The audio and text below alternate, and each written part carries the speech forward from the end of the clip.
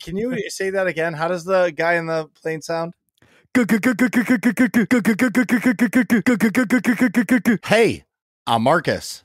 I'm Atrax. And I'm Nick. We are working class nerds. Cue the intro.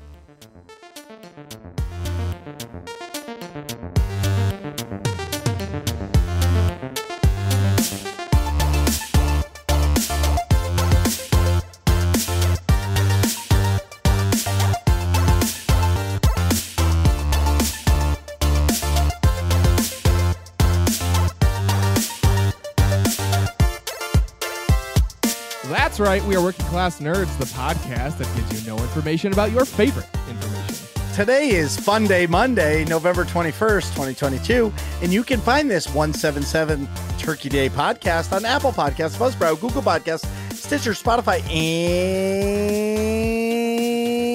and anywhere you can find a podcast in the galaxy far, far away. You can also find every single Working Class Nerds episode on YouTube. Just search for the Working Class Nerds podcast or go to youtube.com/MarcusB814, click on playlists, click on Working Class Nerds, and boom, every episode past and present right at your fingertips. And we're also on rumble.com, but you can watch me completely fail at video games at twitch.tv/MarcusB814. You can watch me play video games every single Monday night, except for tonight, because I'm doing this, at 8:30 p.m. Eastern on twitch.tv/NickVern51. And you can watch me continue the Monday Night Vibes at 10:30 p.m. Eastern Standard Time at twitch.tv/A_Atrax. And you can find us all on the social medias. I am at MarcusB814. I am at Atrax_A. And I'm at Nick Vern. That's an ACKV yarn. And then this week's episode, we're talking about Game of the Year nominees. The best games of the whole year. 2022. 2022. Exactly. On the show today are the three amigos, the three musketeers. It's the three hosts of Working Class Nerds.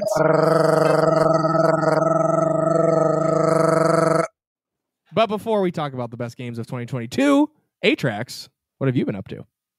Well, it has not been very long since the last episode. It feels weird not having a whole week. Yeah, how long has it been? 4 days, 3 days. Thursday? 3 days. Well, let's not count Thursday. Podcast went live yesterday, didn't it? Was it yesterday? Was it yesterday? I failed pretty hard there, huh? Anyway, so on that's a yes. Podcast day.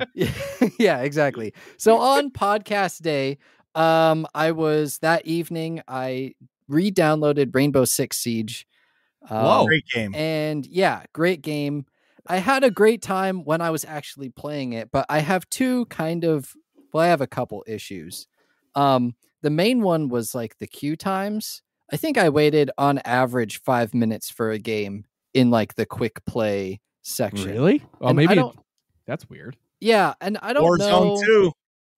I guess, yeah, maybe it's just the wrong time. I checked and there were 17,000 people playing, so maybe most people are playing ranked, and then I don't know. I tried both unranked and quick play. Quick play was a lot faster, and that was also with crossplay enabled. Like, I don't know, my queue times were long, and also, it seems like there was a lot of people that left, like a lot of leavers in the game. We'll finally get into a queue and into a game, and then someone immediately leaves the game. Like the second the game loads in, then someone leaves. Oh, that's obnoxious. That guy. Yeah, it constantly made it 4v5. But I will say that the players that did stick around were like nice and communicative. And even if I screwed up, like they weren't toxic, that's good. That's always a great time, you know? Yeah. And they were, even in like the quick play casual, they were communicative and like, oh, hey, so this is, like this area is yellow stairs and this is red ramp, but like all that type of stuff, right? Mm-hmm. No, hey, watch out for this hatch and all of that. So that was Thursday night, then going into Friday. And Friday morning, I played some Siege. And then in the afternoon, I was working on some house stuff and I had dinner and whatnot. And that evening, I got back to my computer and there was the most one of the most amazing random gifts just sitting there in my Steam library. 12-inch black? No. Oh, flesh colored. No. Not that either. Classic pink? Oh, okay, sorry. Classic. Yeah. Yeah. No. Was one of the great presents. I got gifted New World. So it was, I have no clue like how I don't know. Just randomly when we were talking about it on the podcast Thursday night, I added it to my wish list. And one of the people who has been around the community for a long time, Dickles. Nice job. Well done. Well done, Dickles. Well done. Well done, Dickles. Yes. Thank you very, very much. Big shout out to Dickles for gifting me the New World, getting me into the New World. And the message that Dickles gave was, don't blame me for all the lost hours. Oh. Now, I think I kind of can, because you've now facilitated me playing it a ton. I think I have like 17 hours already, and I finally downloaded it Friday evening, so it's only been 2 or 3 days. I've played it a ton. Lots of wood cutting. It reminds me of RuneScape, but more of like third person with, kind of updates and whatnot, which for me is, I don't know. I love it. Especially after we were talking about it for so long on the episode. If you haven't already, which I mean, probably most people haven't by now because it's only been a few days, go listen to the episode. It was my fault. Okay. I screwed it up. Well, even if it came out Friday, it's only like 4 days. That's true. 3-ish, I guess. 4 days. Yeah. There were some minor technical difficulties, and then also a healthy portion of laziness. Right. Yes.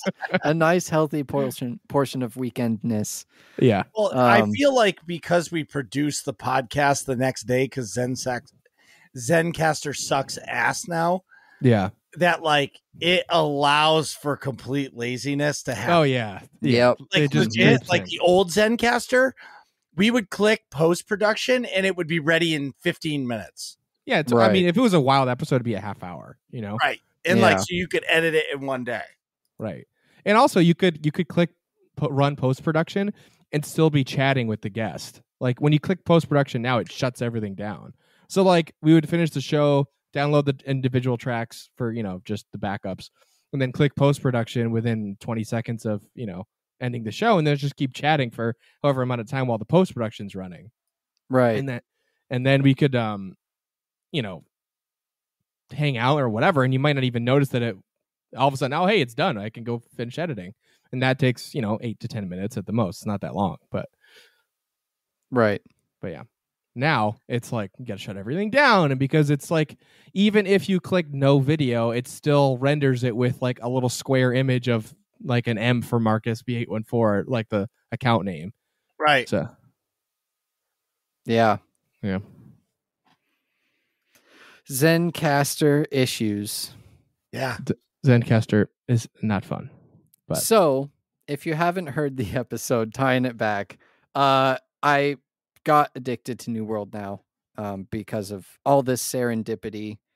And it's come at a kind of a weird time because I'm still playing WoW, but it's pre-patch and I'm still relatively new to the game, and I'm not interested in like the late game stuff, which I feel is where pre-patch really affects everything, because I've done all of the quests and all of that stuff already, and then I played the new class. It just has a small starting zone, and then it puts you back into Shadowlands because it's mostly expected to be for the expansion. That's where most of the new class content is going to be, which it comes out in a week from today, right, the 28th. So I feel like there's stuff that I should be doing, but I just don't know what, because I'm new and none of the late game stuff affects me super heavily. So I'm just playing the dailies for the gold so I can get free sub time or save up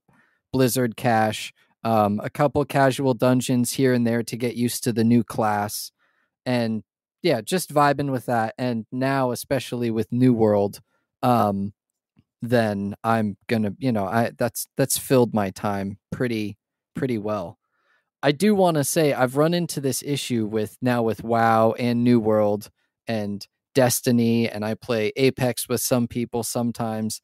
I'm starting to run out of space on my hard drive for games that I play relatively regularly.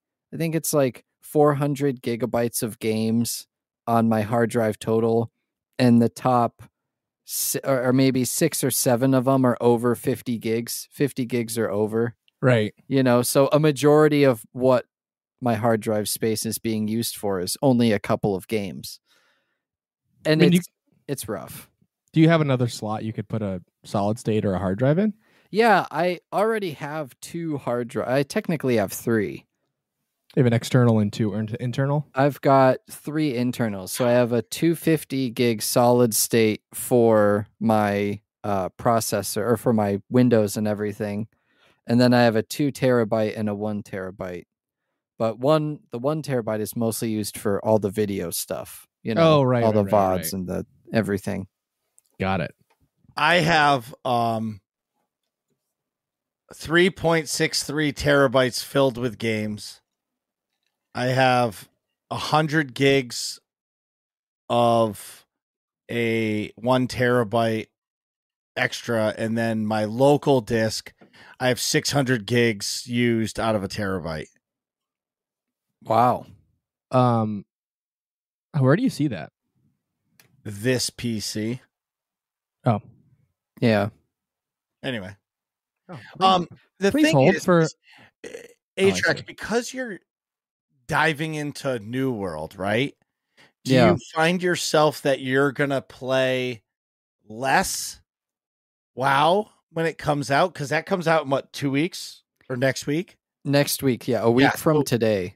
If you keep playing New World the way you are, do you find yourself to be diving in headfirst into World of Warcraft, or are you going to be like, kind of like New World? I'll probably end up playing both, but I think because I personally have invested into WoW so much, then I'm going to stick with that. At least for this expansion for a while, for the next couple of months content season, I'll stick with it. Yeah. I have a group to play with, I have a guild. Shout out to the Kitchen Table Warriors who are Kitchen Table. Yeah, Kitchen Table, who are all ready and excited to do Dragonflight content together. So I'm definitely going to be sticking with that as my primary MMO, but in all the odd times, if people aren't on, or if I feel I'm just not feeling it, I'm definitely going to be playing New World and sticking with that, because it's been so much fun just running around doing mining and skinning animals and quests and all that fun stuff. That's been my good. I was going to say Queen Shutterbug brought up a way to get around that. What? Apparently, if only we could use a swap drive, and it only calls up the game you are currently playing to spool to the main drive. I don't know what that means, but it sounds provocative and gets the people going. Yeah. Okay.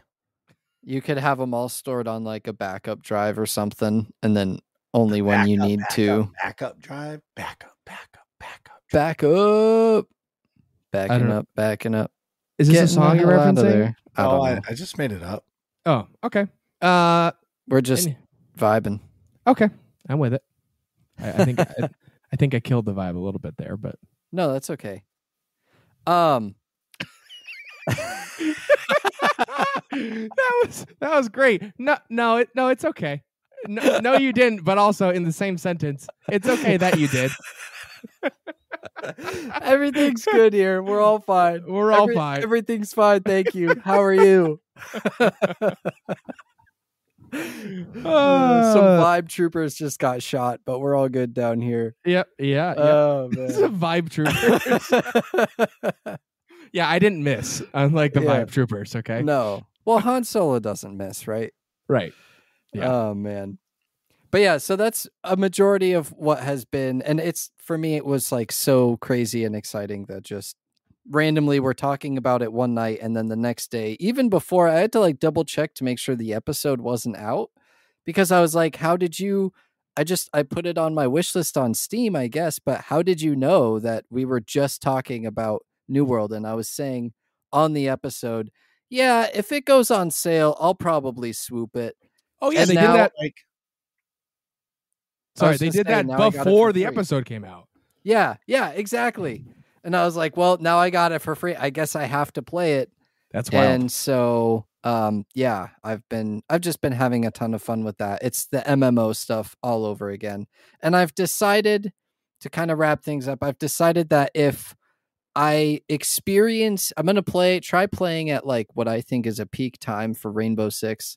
And if I experience another 5-minute queue time, I'm just going to uninstall and not play, because I don't have the time to sit I'd rather spend that 5 minutes cutting wood or running around doing dailies in WoW. Like it's just time management. But if queue times are better, if they're closer to like a minute or two, I don't mind waiting 2 or 3 minutes for a queue time, but 5 minutes is just too long. So I'll uninstall it and save the 50 gigs for a different game. Let me know next time you play. I'd love to hop on. I haven't played on Siege. Yeah, I used to play Siege a lot. Ooh, a lot of Siege. I mean, I played on PS4, so I also had it for PC, but I didn't play it a lot. I didn't play it a lot on there. I played it mostly on my PS4, but I played it a lot of Siege, probably a couple 100 hours worth. I started on Xbox and moved to PC because PC is just better, right? Yeah, definitely.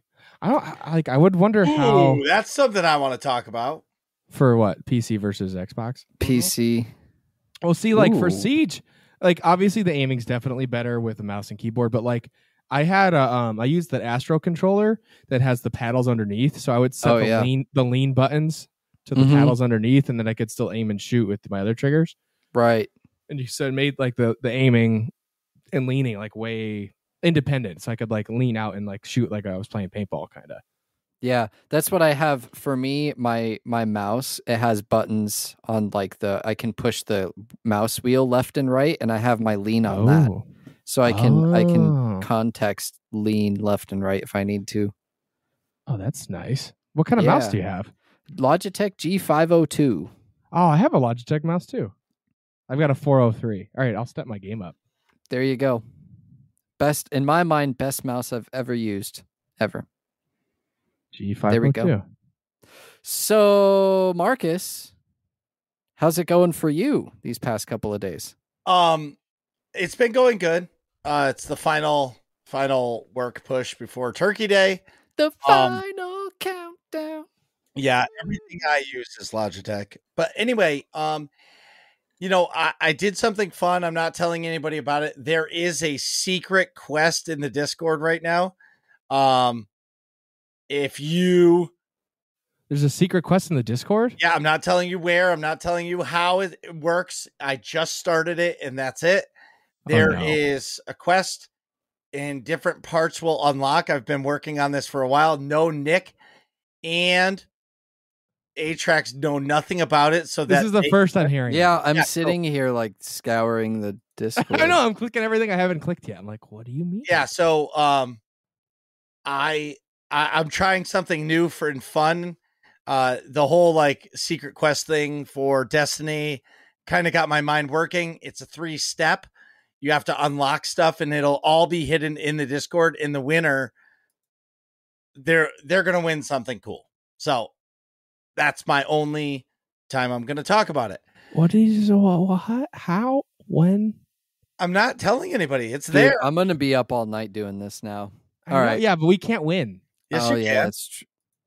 Oh, we can. See, because you guys don't know about it. Because we don't know. So you don't know anything about it. We're eligible. Yeah. We're eligible, but I'm not telling you motherfuckers how to do it. And when you guys think you're gonna get it, think again. Wrong. Anyway, moving on. The price was wrong, Bob. What else? Oh, Saturday stream. It was a lot of fun. After the Hunter Clan night on last Tuesday, I talked about the it felt good for me to get back to the Warlock because I do like the Warlock a lot better than the Hunter. So I did have a lot of fun doing that. But last night on my Sunday, I was going to do it Saturday. I didn't have enough time to set it up. On Sunday, I played Destiny 1 for the first time. Like, I played it very little for like an hour prior, but like I was like, I'm going to sink my teeth into it. And the thing is about like the new series consoles, the game, I figured out what it was in the Xbox settings. It was forcing the game to up resolution to 4K because like an Xbox is meant to be on a TV. Yeah. Right. So as soon as I shut that off and stuff, and this was after a while, because dude, it was clunky. I felt like I was a robot moving in like Minecraft, you know? Yeah. Hunter is not life, by the way. It's the Titan is life. But anyway. Hunter's the best class, yeah. Yeah, it's coming from the guy who doesn't like the game. But anyway, yeah. So that's the one good part. Warlock is like, get out of here. No Dog 300. I agree with you. Did we tell everybody we were live? I don't know. What do you mean? We're live on Twitch in case we didn't say that in the intro. Oh, we did not say that. Oh, yeah. Well, you said it. You said it in the first intro, but then you screwed it up because you looked. Right. Oh, that's a good point. Yeah, so we're live. Anyways, but here's the thing. I'm kind of in a predicament. So in the pre-show, I said to Nick, can I borrow $500? So here's the situation. Okay? Oh God. Okay. So I'm enjoying the Xbox and like, so I last night after stream, after I signed off, I ended up playing Castlevania Symphony of the Night on the Xbox. Okay. How was that? All right. I had so much fun. Like I started a new character and I got to the library and I was like, oh my God, it's 1:00 in the morning. I have to go to bed. Yeah. But here's the issue. So the Xbox Series S has no disk drive. I have a pile of Xbox 360 and Xbox One games that I acquired. Yeah. And I would love to play them. But you can't. But I can't. Because the Xbox Series S, which is my kid's console, doesn't have a disk drive. Did you see what he did there? It's not my console anyways. No, it is mine, but like my kids play Roblox on it and stuff. You know what I mean? So, but like it doesn't have a disk drive, so I can't play any of the games that I actually want to play. So, yeah, so go get an Xbox Series X in Black Friday. Here's the thing. That's what I said. Yeah. Yeah, that's where hence the can I borrow $500? Correct. Okay. Yeah. So I want you guys to hear me out. My situation is this. So I was playing Destiny. I couldn't do anything extra in the game because I'm not signed up for Xbox Live. What do you mean? So you can only do the story, you mean? Correct. Like I don't pay online for Xbox Live Gold. Right. You know what I mean? Like their live service, like PlayStation Plus or anything like that, right? Yeah. So I haven't yet. A-Track said, well, if you're going to pay for that, then you might as well pay for Game Pass. Right? Valid point. Yeah. Valid point. So either I just get Game Pass, keep the Xbox that I have, because there's a good chance I'll be able to play a bunch of those games from Game Pass on my Series S. Yep. Right? Yep. Or I get the Series X, because the reality is I'm not going to buy a PlayStation. I am not a PlayStation guy.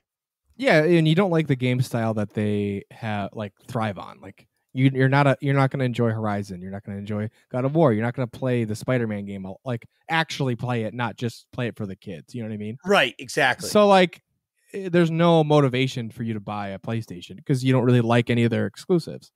Right. Or at least the big ticket exclusives, I should say. Right. So I pay for Xbox Game Pass. I have to look what it is for because it's on my phone and I want to know if it'll link to my Xbox. You know what I'm saying? because I have that Backbone controller where I cloud game from my phone. Yeah, it it's must. $15 a month, and I don't know what that is. It must link. I think that's the ultimate, right? Because gold is like Xbox multiplayer, and then you have PC, which is Game Pass, but it's just for the PC, and then you have ultimate, which is gold plus Game Pass for the PC. For the PC, I think that's how it. So I don't know. I have to honestly. I probably will call Microsoft support and ask the question. Yeah. Okay. 15. No Dog has Xbox is all over Xbox it. Live all in one. Yeah. 15. That's the way I go because that's what I have an now. Xbox already. So I have it. I just need to figure out how to link it to the system. Yeah, Queen Shutterbug and No Dog are all over it in the chat. They're like, yes, you have the ultimate already. Yes, all in one. And that also means that right now you can download the Xbox app on your PC and play all the Game Pass games for PC. Right on there.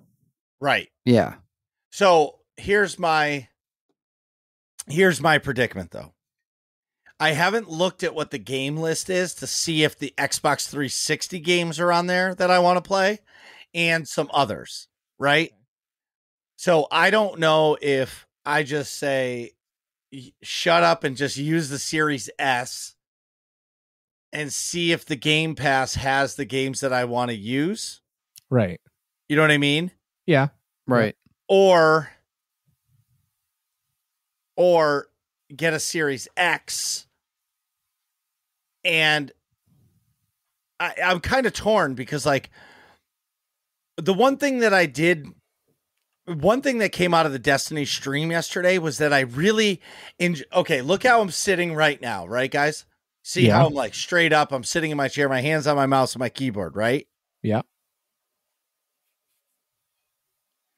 Isn't that great? This is how I was last night. Yeah. Yeah. So, like, I had a little swagger, or like a little lounging. You were vibing. Yeah, exactly. Right here. Boom. Yeah. And so I'm really torn, but I will say this. Okay. This is pretty nice. Although I need like a footrest because the one on my chair doesn't go The 360 games are backwards compatible. All of the 360 games are backwards compatible on the Series X. Sweet. From what I understand, no Dog typed in chat. He said, you're better off going with the first one. No guarantee that 360 games are backwards compatible. I'm pretty sure they all are. But maybe I'm wrong. If you have the disc. I do have the disc. You can, then you can put the disc in and it'll let you play the game. At least that's how it worked on the Xbox One. Every game I've ever tried, and even like I have Republic Commando, which is an Xbox game. Yeah, the original. I put that in my, but I have an Xbox One, so I don't know if they put that in the Series X. I would imagine they would, but I put it in, and there was like a HD there was like a graphics update that let me play it on the Xbox One. So I'm sure that you could do it the same way, dude. Oh, can I have a quick sidebar? Yeah. So you were talking about Black Friday stuff, so my brain was wandering, and I Googled Black Friday like Target ad. I didn't find the Target one. I clicked Best Buy, and I clicked on the TVs. They've got some good deals. Yeah, dude.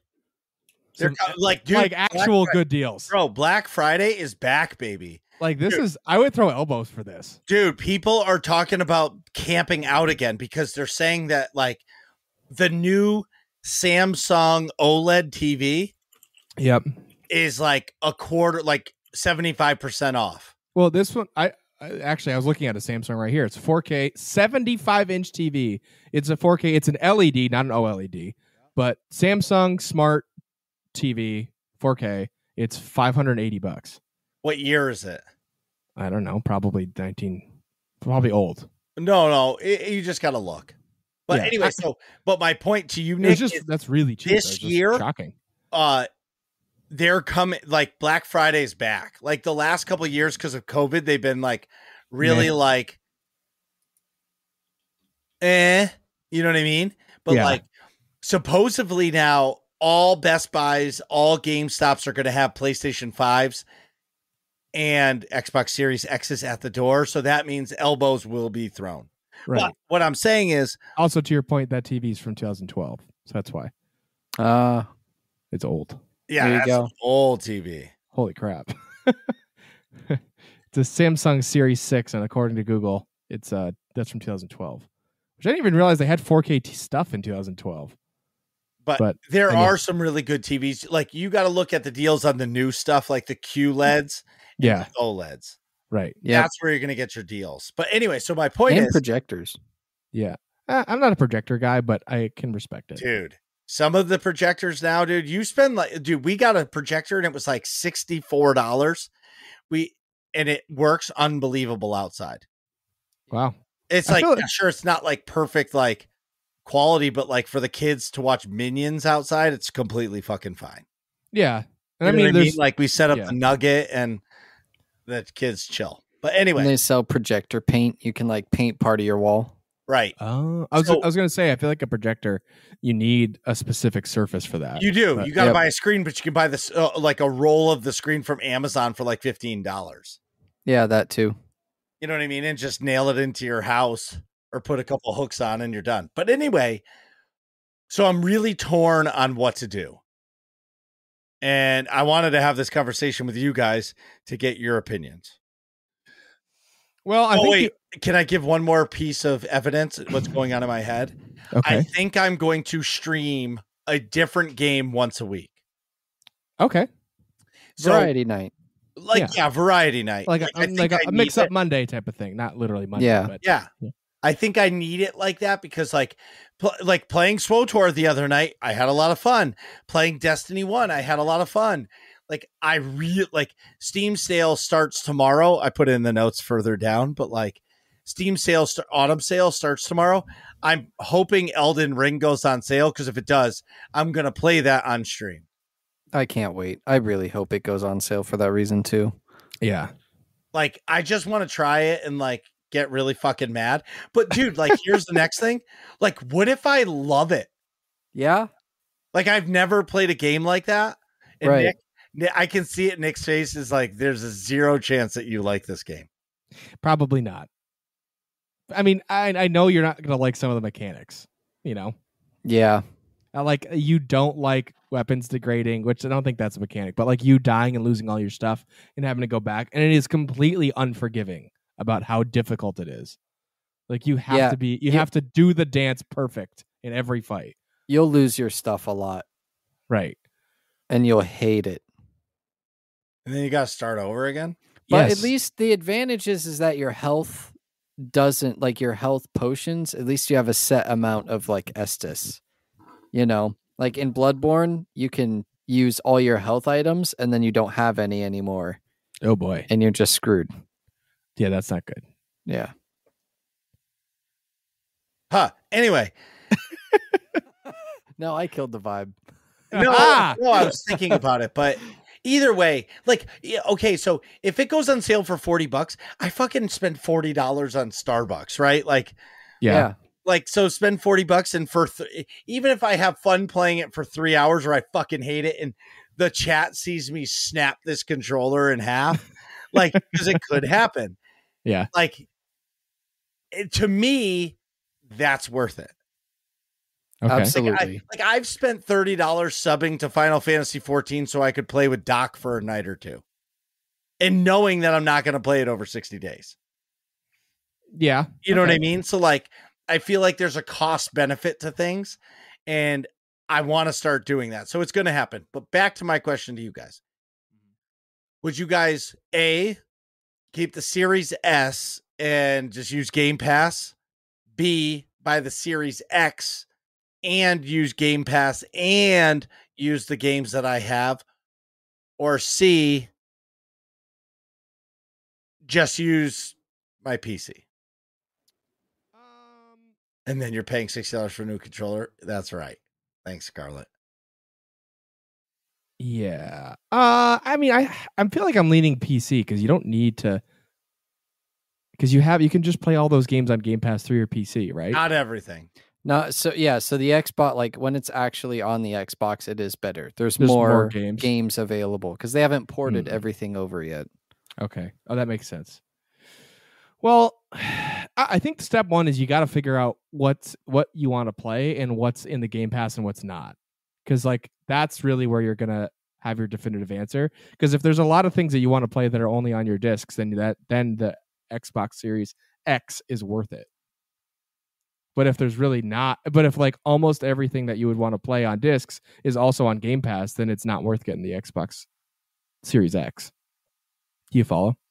Yeah, you see my predicament. Yeah. So I think you have to evaluate the Game Pass library before you can figure out how to merge my two things. Okay. Because I can help you after.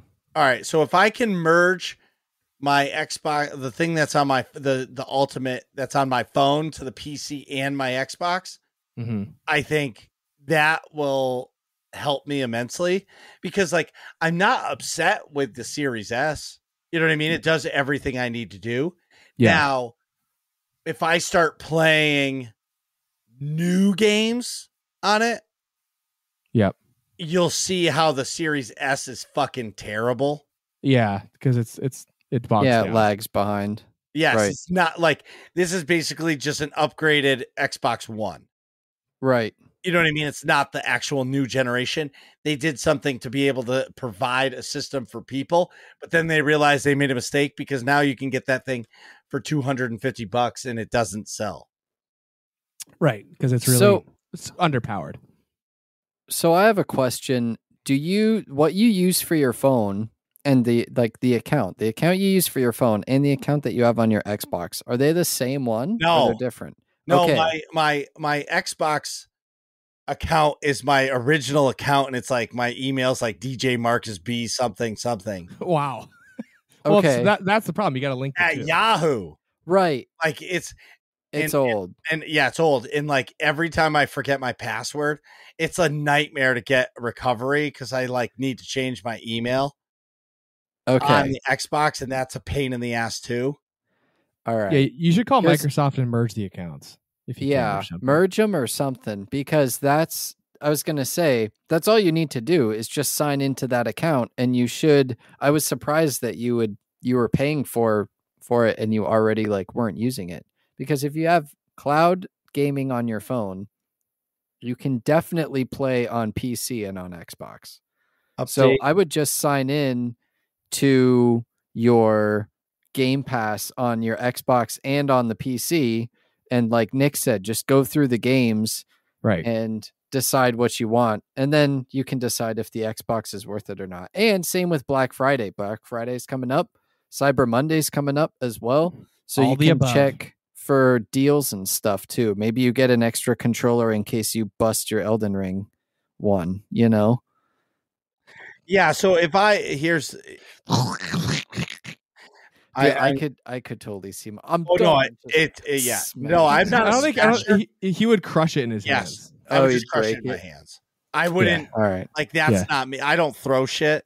I would just sit here and grab it and like rip it apart. Yeah, I would just break it. Snaps. Like my hands would just snap in half. But the other thing is if this PS5 controller is pretty sturdy. I feel like it would be hard to do. I know. I'll snap it. I know. If you're that bad. I know carpenter hands, you'll snap it. Like, I'm just saying. Dude, I remember one time I just snapped my phone in half because I was so mad. My goodness. Yeah, I instantly regretted it. But No, thank you. No, dude, it was a moment in time I regret. But anyway, long story, it's a thing. But if I just so we're on the same page, if I decide to go that route, I am not using this controller. Why? I will be buying a very, very, very upgraded controller. An elite controller? I recommend mine. Well, dude, I'm going to be honest, you guys. I have the Razer Xbox controller. I can't find it anywhere. Well, I would find it. that controller's like epic. The Wolverine. Yeah. I love that controller so much. How did you lose a controller? I don't know. Like where's my original Xbox Elite controller broke. Oh, tragic. The Xbox Elite One. That broke. Oh yeah, this controller's the shit. The Astro one. Yeah, dude, that is the dope. The Astro That's a C80 pretty is good dope. one. It looks like a Switch controller. But it feels more like an Xbox one. But I don't know. I mean, I've used this a lot. This is the one I was talking about. Yeah, with the paddles underneath. This is for a PS4. I haven't tried it with the PS5 yet. I should though. I don't know if you can because of the DualSense 5 or whatever the fuck it is. Yeah, it might not be compatible. No, I don't think it is. Yeah. How do you like the adaptive triggers on the PS5 controller? It's only kicked in once or twice in God of War. I've only played God of War on it, but it's weird. It's like it feels like you've got like a stop on there. Yeah. So it's like it's like a hard click. It's weird. When I played Borderlands 3, it threw me off because each gun had a different like type of trigger.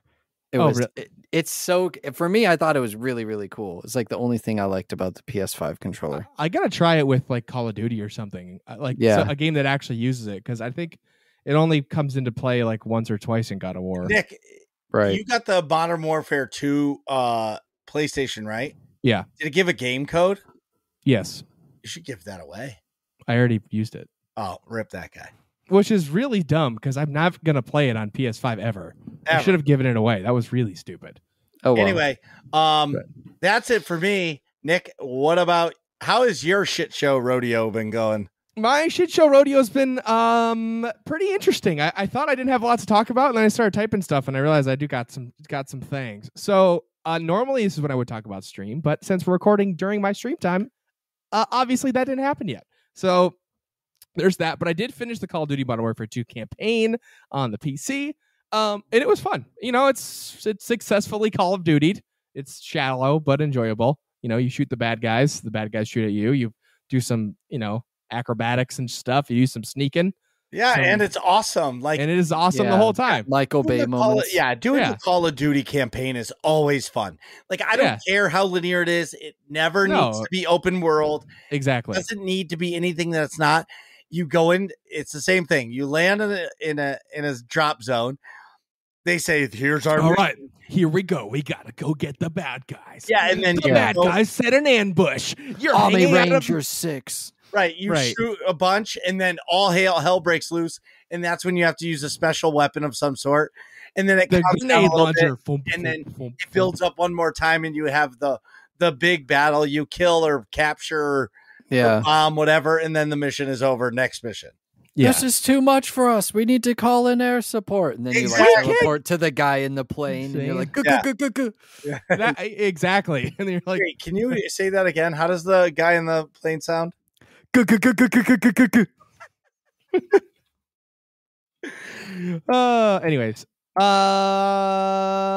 that was fun. Also, the World Cup of Soccer started this week, and I watched the USA versus Wales match during my during work.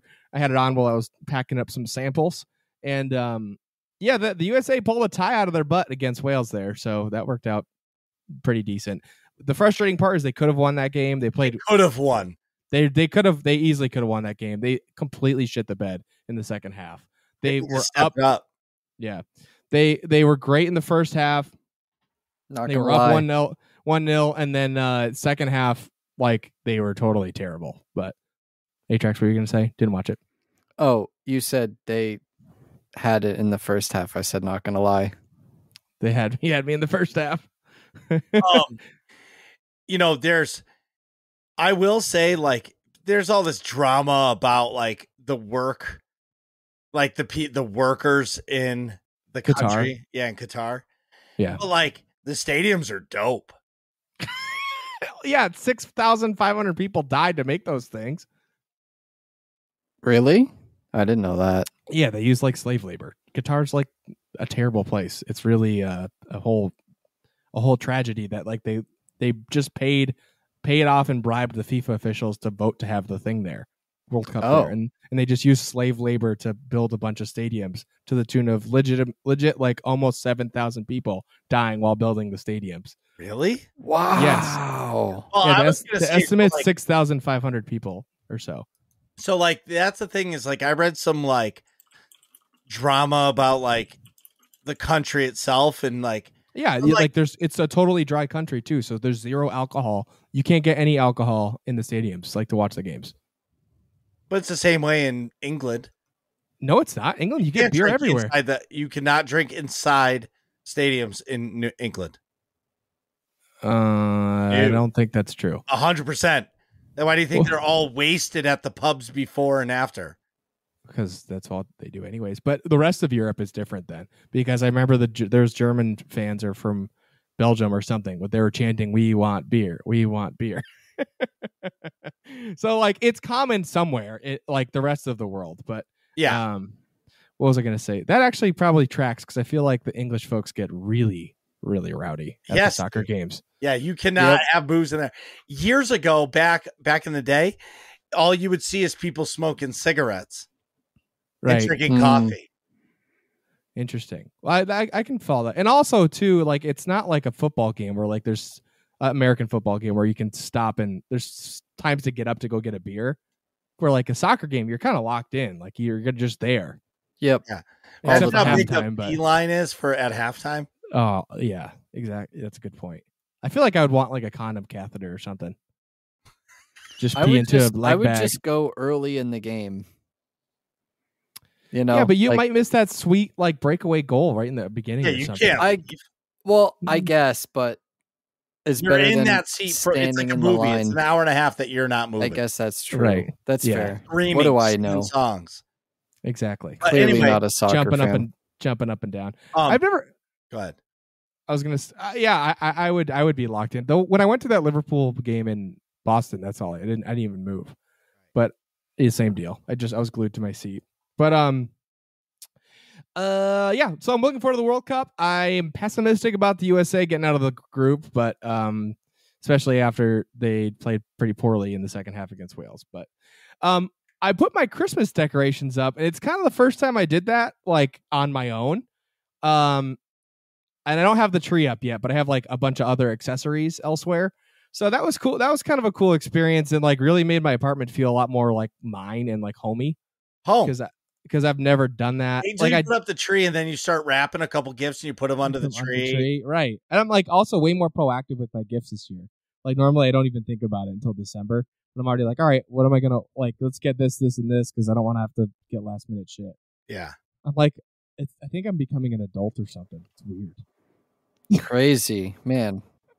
It's amazing, though. Nick responsible? Wow. I know. Well, what's weird is like I have a job that's really responsibly like, I do cancer research, so it's like, yeah, obviously, kind of you kind of can't fuck that up, right? Right. But then like I feel like I'm a total man child in my personal life. Exhibit A, the office behind me. No, see, you can't compare. Okay, so I'm gonna give you a little code. Okay, men. Yes. Once they hit 25, mentally they stop at 25. Right. You don't mature past 25. Right. Like that's dudes. That's right? true. And like me, look at me, right? But like same deal. Need that space that is your own. Yeah. Like it took me 3 or 4 years to get my own space back. Right. Now this is mine. Nobody comes in here. Like this is my space. I don't give a fuck how small it is. Yeah, but that's where you have it too is nice too because it's like off of the main area too. So it's really there's no reason for like the kids to go back there. To just stumble in. That's nice. You need your own stuff though. That's a good point. But so Saturday night I don't have paintball. I didn't have paintball this past weekend for the first time in like 3 months. That's amazing. So Saturday night I went out with Jacob, one of my teammates, aka Billy Bob, aka Gronkin87, aka the most eligible bachelor in the nerds community, and also my other friend Troy, who has way fewer titles. And well, it's the first time Nerds has talked about Troy. Right. But don't forget, Jacob is the first and only My Little Pony online main game player. I know. Yeah. He's the best My Little Pony online player in the nerds community as well. Best MLP. Yes. So we went out to went to bar number 1. It was not the scene that we were looking for. So we went to bar number 2, which was popping. And it was just funny. It was just nice to like, we let me back up. We hung out at my apartment for a couple hours before and pre-gamed, but really you just shot the shit in like a non-paintball focused way. It was nice to just hang out, you know? Yes. I went to the bar, talked to some girls, got shot down. It was very fun. I did not get shot down, but Troy did. It was kind of hilarious. Coach He went up to a girl and was like, "Oh, go hey, he's like, can I buy you a drink?" And then she didn't even answer him. She just turned around to her boyfriend who was talking to someone else, but so it didn't look like they were together. She goes, "Oh, hey, can he buy me a drink?" It was a pretty, yeah. Can we get a rip that guy in the chat for Troy, please? Rip that guy. Rip that guy. Thanks, Marcus. But thank you, Atrax. So we felt bad for Troy. But yeah, then the rest of the night was fun. I don't feel bad for Troy. That takes balls to be able to go up to some random person and say, "Hey, can I buy you a drink?" Right. But you know what? Definitely. Dude. I can't. No. I was just saying, like, my game. Like, there's no point in offering to buy anybody a drink because they don't give a fuck. Right. You just talk to them, and when they say to you, "You're gonna buy me a drink," you're gonna say, "Fuck no." For what?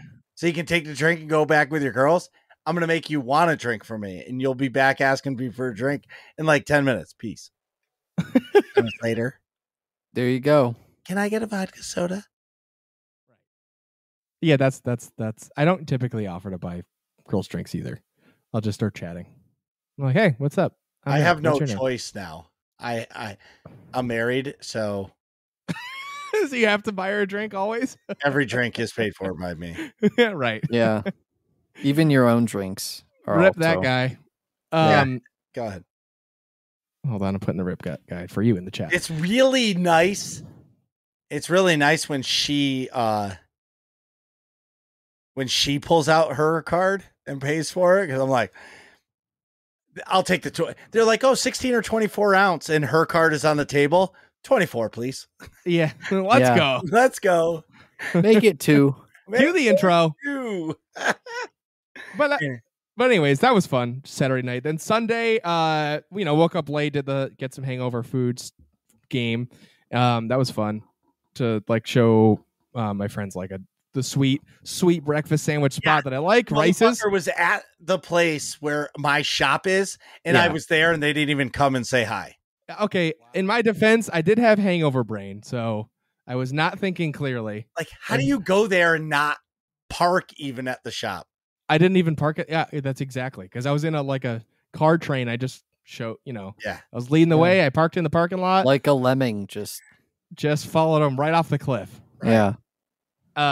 Anyways, so then after that, later in the day, went back, showered, tidied up the apartment, and then I watched the Patriots game recording with my dad Sunday evening, which was an extremely boring game with a very exciting finish.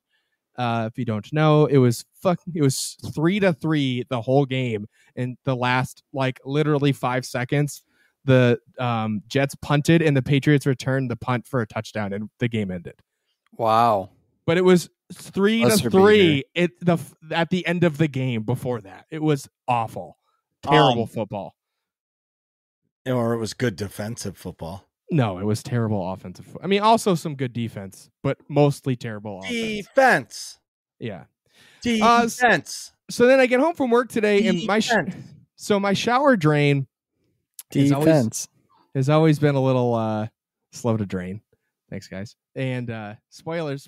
Scarlett, the game was yesterday. If you cared, then I'm sorry. That's true. You got a day. Yes. If you can, they've already watched Sports Center or or heard whatever. Yeah, you get the notification on your phone. Sports spoilers are like spoiler territory. You get like a 4-hour window after the game. 15 minutes. Okay, fair. So, I don't get mad at my friends if they text me, "Oh my God, did you see that during the game?" And because I always watch it on recording afterwards. But for the worst viewing experience ever. No way, because we fast forward through all the commercials. But that's anyways, most of the game. I know, you cut down a lot of time. But so I long story short about the shower drain, I decided to take the little cover off because it was draining slowly, and I knew it was going to be nasty, but I wasn't prepared for the level of nasty because I forgot the person that lived here before had 3 cats. Oh, so I pulled a cat's worth of hair out of there. And I sent a video to Marcus. It was nasty. I took like a hanger and like straightened it out and then made like one hook on the end, like a small one, and just like kept pulling shit out. It was disgusting. And because it's a drain, it's all black and slimy. And... It was like a dark gray. It's slimy and goopy. But then I got it all copacetic. So like the motivation for that is it was, draining slow frequently. And I thought the little cover would get like my hair on it and some lint and it would clog up and a wipe. It would be better. I'm like, okay. So I bought a little hair collector thing that you like take the cover off, you stick it in there. It's a device from Amazon. It's a little rubber thing and it'll collect the hair and then you can just take the whole thing out. It's better. Right. Yeah. So I was doing that and then I saw how disgusting the inside of the drain was. And I was like, oh, I have to clean that. That's fucking awful. So then I started pulling shit out and then I took a video because I have to share this with somebody. So I sent it to Marcus and my dad. It was bad. I believe it. Gross. Anywho, do you like Star Wars: The Old Republic? Yes. Do you like Destiny 2? Yes. Do you like World of Warcraft? Oh, yeah. Do you like Guild Wars 2? Absolutely. Do you like Lord of the Rings Online? Yes. Do you like Final Fantasy 14? No. Well, if you said yes to any of those questions, then AIE is the place for you. We have a guild calendar that shows weekly fun nights for every game you could possibly imagine. Well, mostly MMOs, but you get what I'm saying. Every night of the week, there's a mandatory fun night where the fun is mandatory and attendance is not, and you can come play games with us. All you got to do is go to aie-guild.org, jump in the Discord, ask for a guild invite. You can find the link for the Discord at the top right-hand corner of the website. And whether or not you play Star Wars: The Old Republic or any of the other games that we talked about, Destiny 2, Guild Wars 2, World of Warcraft, Lord of the Rings Online, Final Fantasy 14, Pokemon, any of the new games you can find in the Nomads channel, we would love to have you. Wow. And with that, are you going to pee? I absolutely am. So we'll be right back. Jeez, Nick, hurry up. We're trying to finish this podcast. And we're back. So today we're talking about the Game of the Year nominees. This time of year, it's fun to look back and recognize the best of the best of the best of the best from the 2022 for the past year or so. And yeah, it's really cool because being towards the end of the year means Steam sales are starting. And November 22nd, Steam autumn sale starts. So a lot of these games, I'm sure, are going to be going on sale. Yeah, unless they're PS4 exclusives, then you're up the creek without a paddle. Man, I got to get a Series X now. Fuck. All right, moving on. Moving on. So our first category that we're going to be talking about is A-Tracks. The best game direction. This is awarded for outstanding creative vision and innovation in game direction and design, which I'll be honest, not entirely sure what all of that means. Yeah, like I understand that from a movie director, but I guess that's how the game's core elements come together. Yeah. Like how the gameplay goes to the vision of how you see the game to how it progresses right. Interesting. And I actually go ahead. No, go. I was just gonna say, and the 5 games for those who can't see and are listening later, the 5 games up for vote are Elden Ring, God of War Ragnarok, Horizon Forbidden West, Immortality, and Stray. And I'm gonna give a quick precursor. Elden Ring, God of War, and Horizon appear multiple times on this list. So does Immortality and Stray. Yeah, all these games are. We'll see quite a few repeats. Yeah, I was gonna say I'm the only one I'm not familiar with of this group is Immortality. Yeah, same. Do we want to pull? Yeah, I already am. Oh, okay. We're gonna pull up a trailer, I believe. Let's pull up the trailer. In the meantime, do you want to start chatting about the ones that we do know? Yes. So Elden Ring, I feel like the strongest contenders for this are probably Elden Ring or Stray. Without knowing Immortality, because, and I have full disclosure, I have not played Horizon Forbidden West, but I played Horizon Zero Dawn, so I know what Forbidden West is probably going to be like direction wise in terms of the things you talked about. Same thing with God of War Ragnarok. I've only played a couple hours of Ragnarok, but I played all of God of War PS4. So I feel like although those two games are incredible narratives and like they're somewhat similar in terms of like the game style. So I don't know that there's like a whole lot of innovation there that would make them stand out. And as like this particular year, it's a particularly big artistic achievement to create the directions of those games. Can I play this trailer? Yeah. Yeah, go for it. Yeah, go ahead. Can you guys see why? Can you see my? No, you're gonna have to share. Oh, on Twitch I can see it, but I won't be able to hear it because I have your stream muted. I'll just unmute his stream, I guess. Wait, hold on. How do I do that though? Do what? Well, I mean, I can unmute. Yeah, you stream it to Discord is how I was. Like Atrax has his screen sharing going. Yeah, I think if Atrax unshares his and you share yours, yeah, I can stop sharing for a second. Then they can watch the trailer. But share my screen. Yeah, and then click the Google Chrome tab with whatever trailer. The trailer. I don't know what accent I was going for there. I think maybe Australian. Watch stream. Australian. All right, here we go. All right. Click the play button, please. What? Are you doing it on your phone? Oh no, because it's on my. That's loud. What? It's a bit of a fairy tale. So this is good enough for me. I'll take it. Yeah, this is fine. Casting for his new it's all fine here. He saw 20,000 girls, and long story short, he picked you. Yes.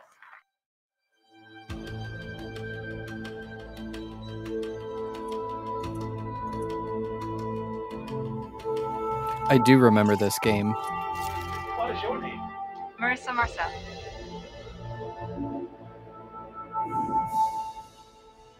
Did we get it right?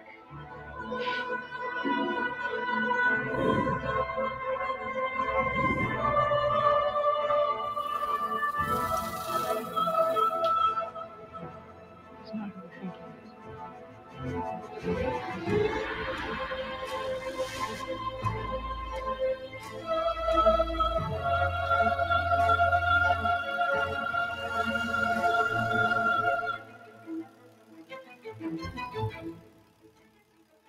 Well, that looks pretty good. That wins. Looks great. Yep. That's gonna win. Good. Ready to move on to the standing close-ups? Miss Perkins, you can flirt with Carl now. Okay. Miss Perkins, you can flirt with Carl. That wins. That's cool. Yeah. That wins. Yep. I remember this. This reminds me of it now. I remember that. The points I was especially that enhanced this weekend. I put on this tweet. Marcus here. Airborne effectiveness. Jesus Christmas. Pull Atrax's back up here. Go back to my grid view. All right. Where was I? Okay. So this now is that a terrible my thoughts audio are experience. Yeah, sorry.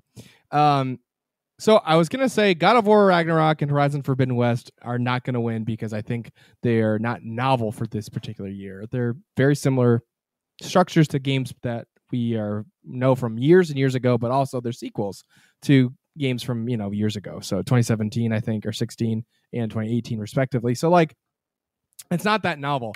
I was gonna make the point that Stray is pretty new and could be a good contender for this. Yep. Because the concept of Stray is that you just literally play as a cat. So it's third person that you're playing as a cat and doing normal cat things in like a whole big city and stuff. And that's pretty novel, I thought, like the direction of that game and how it progresses. I think that's more of like an innovative game. I don't know about game direction. I could see that winning. Now that I've seen this Immortality trailer, I think that's 100% winning.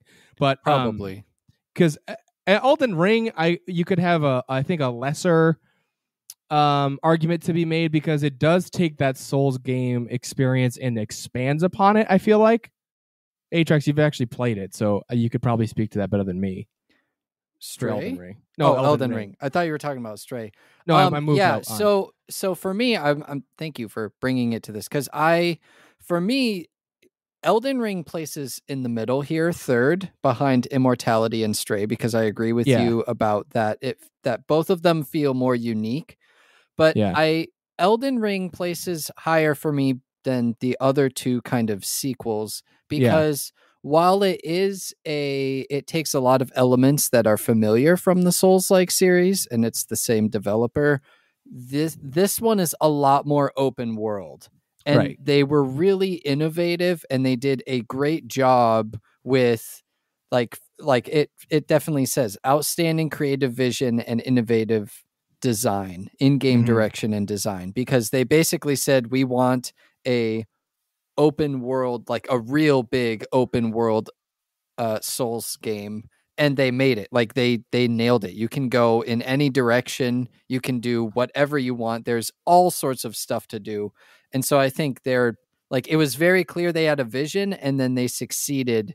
And there's a reason why it's listed so many times throughout this list. Yeah. Is because I think it just it's hits a all the once in a marks. decade type game. But we're going to be talking about Elden Ring all night. A lot. Yep. So there's a game. It's like $3 on Steam if you want a cool game that's like Immortality. Oh, the crime one, right? Yeah. So it's called Her That's exactly Story. what I was going to talk about. Yeah. So Her Story.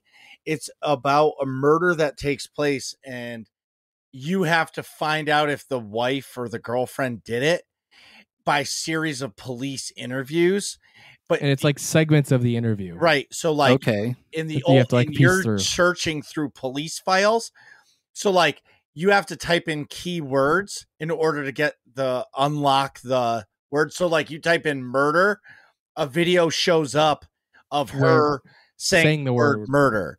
Or if you said boobs, a clip of her talking about boobs will pop up as examples. Right. Why is that the second word in my head? Murder, especially after murder. Yeah, wow. Murder boobs. Anyways, so if you want a really cool game and you want to spend like 2 to 3 hours, it's not long. Yeah, and like it makes you think a little bit because you got to think like keywords, right? Like that's the only way you're gonna unlock it. But as you search words and like you look at the list of stuff that you've searched and you start narrowing shit down, and you combining 2 words together, and you start getting into some of like the crazy interviews, you're like, whoa, this bitch is crazy. Right. Yeah. And then you nail it down or whatever. But Immortality looks somewhat like that, where you're piecing together the clips of the movies to try and figure out what happened to the actress. My only concern would be if it's linear, then if you know the ending, it makes the journey kind of meh, Well, you don't know the ending because you have to find out what happened to her. What happened? Right. I'm just saying if it gets spoiled. Well, it's going to that's the tough part. If you allow it to be spoiled, then, I feel like that's a game that you either have heard about that you've been waiting for, or like us who have never heard of it.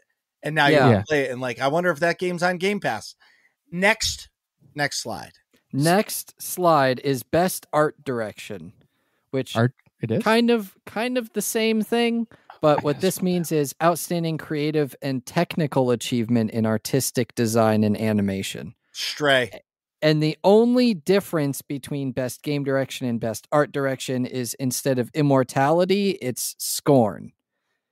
So we've got Elden Ring, God of War, Horizon, Forbidden West, Stray, and Scorn. I think and that slide fell off the... Did it?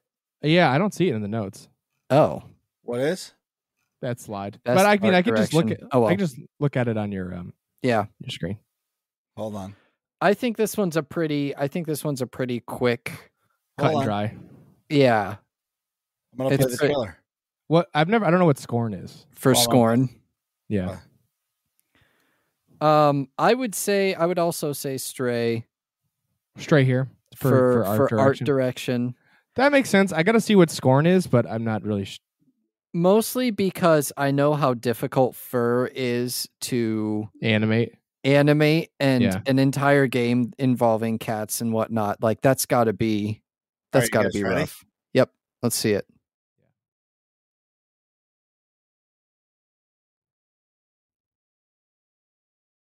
Rated M for mature. Oh. Whoa. Definitely creepy. Yeah. some like Alien or Prometheus vibes. Meets like a little Dead Space. Dead Space, like Lovecraftian type monsters. Whoa. It's not my jam, but this is a cool game. Yeah, this is cool looking. Very dark and gritty. Oh, yeah. Ugh. I can see how this would get a lot of votes in comparison to some of the other games. Yeah. Because I'd say it's the unique one on the list. Mm-hmm. Well, yeah. Art style wise, yes. Wow. Wow, yeah. It is very graphic. Very gory. But I can appreciate it, though. Yep. Same. Out now.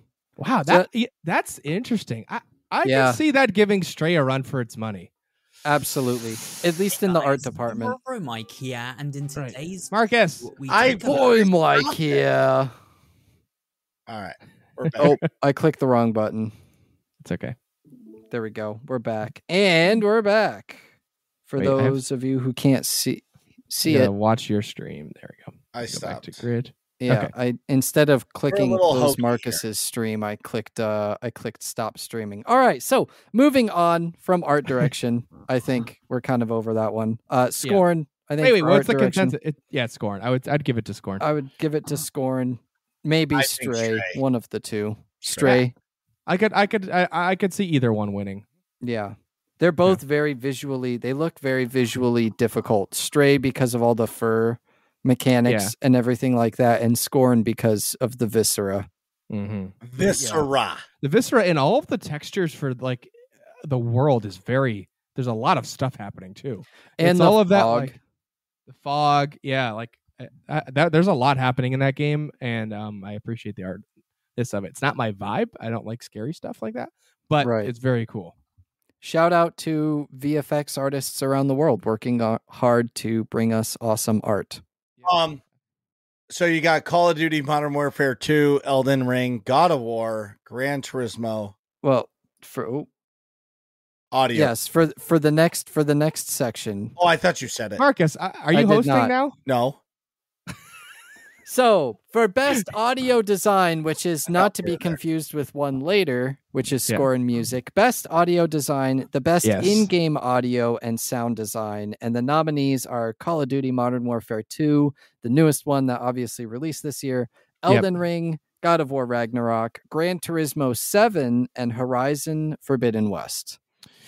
Well, I can tell you my vote. I know the scores of God of War, Horizon Forbidden West, Elden Ring are all really, really good. I have not listened to Gran Turismo 7. I'm sure the car noises are very compelling, but I don't know how big of a difference they are from Gran Turismo 6 to 7.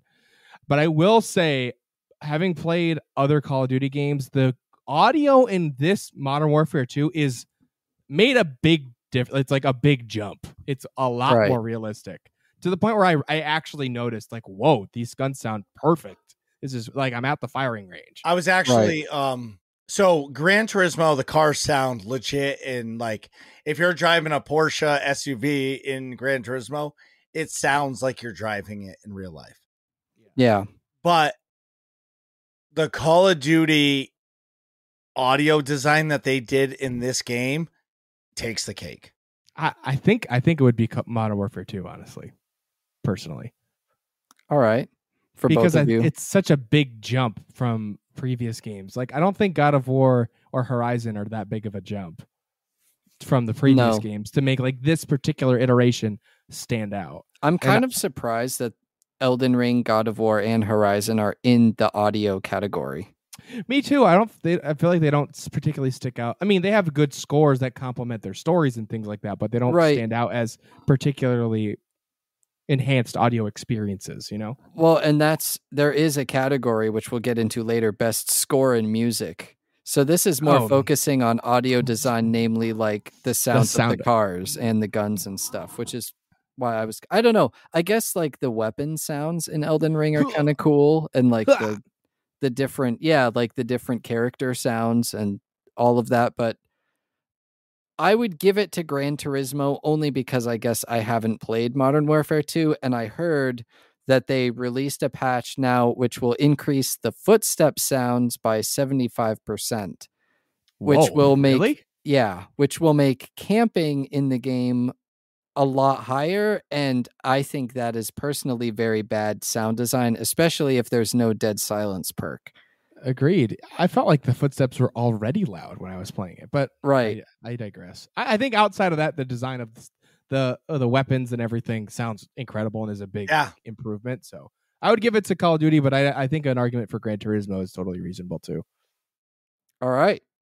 There we are. All right, moving right along. Best narrative. Outstanding storytelling and narrative development in a game. Once again, Elden Ring, God of War, Horizon, Immortality, and a new one on the list, A Plague Tale Requiem, which I'm just going to jump right in, is going to be my pick for the best narrative. Me too. Because both the first and the second games are like only story. And the story, like I got lost that I was playing a video game and I was so invested in the story. Like it just makes it. See, I haven't, the only one that I haven't played Horizon Forbidden West, but I'm judging a little bit based on what I'm expecting it to be like. And although the story is very good in Horizon Zero Dawn, I don't think you're like winning any Emmys for that. Right. So I'm discounting that a little bit. Immortality is probably a very cool experience, but I feel like piecing together the story of what happened is not really like storytelling and narrative. You know what I mean? To where you're going to win an award, although it is a really cool game. God of War, I have not finished, so I can't really speak about it. But again, I'm referencing how good it could be, and it is very good. But narrative in those format of games, like it's kind of broken up because there's so much open world gameplay in between. To where the narrative of the story that you get sucked into, it's a different experience compared to a Plague Tale, where that is like all story almost. It's a little bit more of a linear game. Yep. And I think probably Plague Tale takes the cake there. Yeah, for sure. And I feel Elden Ring's narrative is takes that, like what I'm talking about with the PS4 There is no game. narrative. There's narrative, but there's so much open world stuff in between that you have to look for the narrative, you know? It's lore. It's lore and it's a lot, like you said, it's a lot more spread out. You have to go look for it. A Plague Tale presents it in the way of more like a movie. It is a straight narrative game. I agree. Yeah. So I think the consensus is A Plague Tale Requiem. Yeah. It's a really good game. If you have not played it, definitely go check it out. Check out the first couple games too. They're probably super cheap on Steam. That one is on Game Pass. Plague Tale Requiem is on Game Pass, so you heard it here. Game Pass. All right, now not best audio design. Now we come to best score and music, and I put both of them in there because this one has a game that I really, really liked. So this is for outstanding music, inclusive of score, original song, and/or licensed soundtrack. Now, Elden Ring and God of War still on the list. Same with A Plague Tale Requiem, but now we have Metal Hellsinger and Xenoblade Chronicles 3. And I played Metal Hellsinger and I beat it. And that game has amazing music. That's my personal vote here. Metal Hellsinger? The whole game is surrounded around the music. And if you tap to the beat to shoot your guns, and then you get more score based off of how close you are to the beat in time. And you have it's like a Doom design, right? But then, rhythm. But with the music. Yeah, you heard about. It's got with music. This before, Nick. Yeah. Yes. And you've got the handguns shoot at a different, they shoot faster. So the handguns are like ba ba ba, and then the shotgun is ba chick chick ba, and then they have so there's all the different weapons and stuff that have different timings, but they all match to the music. So that's my personal vote. I don't know about Xenoblade Chronicles. That is another. So my vote is actually Xenoblade Chronicles, because I played the first one and the second one, and if the music is anything like the originals, it's going to be think about that epic adventure music. Yeah, pull up a trailer if we can. And it's I'll see if I can find it. I mean, I could pull up a trailer if you want. I could be Jamie. Well, it doesn't really matter. Jamie, pull up a trailer. Xenoblade Chronicles 3 trailer. Sweet. Now I don't have to do anything. I got it. I'm on it. All right. Let's go. Although wow, we got a lot of games to go through. Holy shit. I think we're at 5 out of, I don't know, 18. Oh my God. Yeah, we gotta we get can a pick move it up. on. We can pick it up. The advantage is there are less new games to talk about with each of the ones. All right, can you guys see my stream? Can you hear it? Probably not. Oh no, no, take it out. No, yeah, because you have to do it, Marcus, because the stream won't hear it. I got some cool flute sounds though. Right? I can hear myself twice. Yeah, I can hear myself twice. Sorry. Okay, the podcast gets to hear us twice now too. The podcast. Let's go. It should be better now. Yes. Yes, it is. It is indeed better. So those are the options. I think the Metal Hellsinger music might win because it's built into the gameplay. Right. The game is built around it. Right. Although the God of War sounds the music's really good too. Oh, here we go. And a lot of people haven't heard of or played Metal Hellsinger, right. So they may not know. I could see God of War Ragnarok doing that because of all the Nordic, or winning, I should say, not doing that. Winning because of all the Nordic sounds. You guys ready? And music. Yeah. Yeah. Chanting when things happen narratively. This takes forever. Here we go. This one's 8 minutes. Oh shit. Mine was 2 minutes. What'd you click? This is the overview trailer. Yeah, click the first one. Announcement trailer? Yeah, 2-7. There you go. This is what Xenoblade Chronicles is. Good music so far. I like the flute. Fighting in order to live. I like the skin flute. Oh my God. Why do I hear it twice? Oh, do I have your stream up? That's the way of our world. Ionios. Tell me. Yeah, I still hear it twice. Yeah, I don't know why I'm hearing it twice. Fight him because there are enemies to kill. I refuse to believe you're him. I knew it. I saw this coming. You're not enemies now. Fine for you, isn't it? All that time you've got. You could try to move forward. You can cut it, Marcus. Our lives so snapping little, do you? They're not your friends anymore. We get the gist. Yep, there it is. There it is, folks. You heard it here first. All right, so and long story short with it is that it's going to be Metal Hellsinger. Well, yeah, Metal Hellsinger. First shizzle. What's the next game? Okay. Moving right along. As my computer bogs down. Totally fine. Best action adventure. Next one. A lot of similar Plague Tale, God of War, Horizon Forbidden West, Stray, and a new one, Tunic. Tunic is another Breath of the Wild clone. Okay. This is going to be God of War Ragnarok or Horizon Forbidden West for best action adventure. Yep. It can't be Stray. It can't. I don't think a Plague Tale is enough action to do that. Although there is a lot of action, but compared to the PS5 games, it ain't happening. I think it's going to go to God of War. Yep. Same. Personally, between that and Horizon Forbidden West, I think God of War is a slightly better game. Although they're both great, but I'm gonna go back and say it's Stray. Okay. Because the adventure in that is amazing and the puzzles are insane. That's true. You know what I mean? It says action adventure. Yeah, combining. We both know. Listen, at the end of the day, God of War is going to win or Forbidden West. Because puzzle. Yeah, there's a lot of puzzle solving in God of War too. Yep, and a lot of action. And a lot of action and a lot of adventure. The whole that game is like bread and butter for this category. I feel like. Yeah, absolutely. All right. Best sports racing. I threw this one in here because we've reached the point now where the best games of 2022 are the best sports games of 2022. Two of them are 2023. So you've got FIFA 23, NBA 2K23, F1 22, which is, Formula 1 racing, Gran Turismo 7, and Ollie Ollie World. I'm going to automatically say FIFA and NBA 2K are not going to win because those are the same game from 2007. It's Gran Turismo 7. It's got to be Gran Turismo. Yeah. Yeah. I was going to say that's my vote too. Ollie Ollie World, I've watched it and it looks like a lot of fun, kind of like a 2D, or I guess it's more like 2.5D skateboarding side scroller. Okay. Which a lot of fun. I don't know if it would be the best sports racing game. I'd say it'd be, I don't know, some other category. I don't even know what other category it'd be. Okay. Best side scroller, maybe. Side scroller. But yeah, I just think it's crazy that now 2 of the best 2022 games are 23.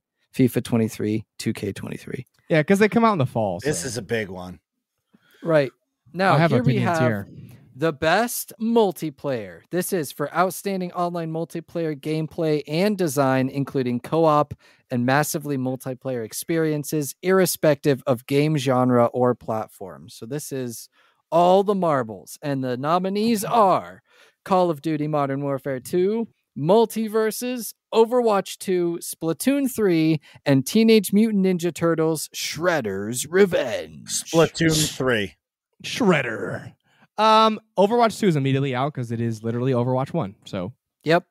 Done and dusted there. Call of Duty Modern Warfare 2, I don't think it innovates enough. Although it is a good multiplayer experience, it is a very similar multiplayer experience to Call of Duty 2019. So it's like you get a new Warzone, but there's no big innovation this year, you know? I watched Wabbit play endless amounts of Splatoon 3. That game's incredible. I think, I think it's probably between Splatoon 3 and Multiverses, but I've not really played Multiverses, so... I would say, so for me, Call of Duty, Modern Warfare 2 is immediately out because, and I know people always throw the excuse, oh, well, it's launch day. No. I've never seen such a bad party multiplayer experience for a Call of Duty launch like ever. People were having troubles getting together in parties. Some people would join and then it would kick other players out of the party. And it was like, it was just a complete nightmare. So even though it's a multiplayer game, for that one reason, I just say, sorry, not Modern Warfare 2. Multiverses and Splatoon, this is like tough for me. I give it says irrespective of game genre or platform, but for me, Multiverses is better in the sense of it's available to like pretty much everyone. Splatoon is very narrow. It's only Nintendo. Like you can only play it if you're Nintendo. But Multiverses isn't as unique, I think, as Splatoon. Splatoon is definitely the most unique. I don't know. I'm going to give it to Multiverses over Splatoon, but it's very, very close. I wish I could vote for both of them, honestly. Okay, I can respect that. I feel like that's kind of where I was leaning as well. Yeah, Multiverses is the newest sort of innovation. You know, and it's a fighting game, but like it's cross-platform, I believe, right? Yep. And then also Splatoon is not. And Splatoon is Splatoon 3's multiplayer that much different than Splatoon 2? Yes. Okay. Well, then an argument can be made then, I suppose, for either one. It is a good improvement. Yeah. From the second one. The problem with Splatoon 3 is it's only on the Switch, and the Switch's online gaming is terrible. Yeah. Right. Okay. Yeah, it's pretty bad. And also, I want to throw this out there that when Splatoon 3 came out, like after a couple of weeks, I went to the store and looked at it, and Splatoon 2 was sitting right next to it, and they were both $60. I think that's absolutely ridiculous. Nintendo games do not go on sale. I know they never do, but like, come on, hook it up with like $10 off. You know, something. Yeah. Help me out here. Help me, Obi-Wan Kenobi. Yes. Now this one is actually going to be a tough one for me. Okay. Our next category, best role-playing game. So this is for the best game designed with rich player character customization and progression, including massively multiplayer experiences. And the options are Elden Ring, Live Alive, Live Alive. I don't know. Pokemon Legends Arceus, Triangle Strategy, and Xenoblade Chronicles 3. The standouts to me are probably Elden Ring and Pokemon Legends Arceus. Yeah, I think it's Pokemon because it innovated the RPG in Pokemon with the open world like Breath of the Wild style. That game is incredible. Yes and no, but I feel like you get more customization in Elden Ring. So it's like, if you're talking about role playing and you're trying to role play and to do all kinds of which game has more options for you to really get immersed in role play as the character? It's probably Elden Ring is where I lean, but Atrax, what do you think? So I was thinking that Pokemon Legends is man. You both make very, very good arguments. I'm gonna go with Pokemon just because, like Marcus said, it's a little bit more out there for the genre. Mm-hmm. Like it innovated the genre. Right. It changed a lot of things. Whereas the big thing with Elden Ring was just the map size and that you could explore everything.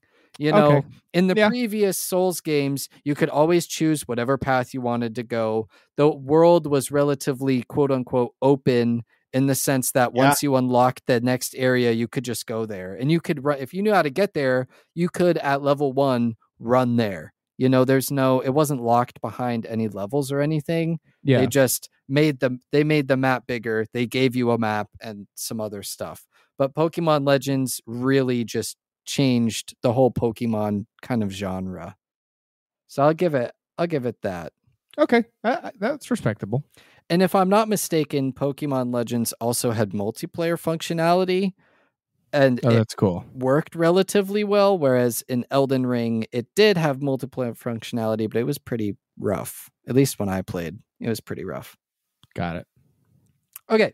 Our next category, yes, moving on slowly but surely. I think we're doing good.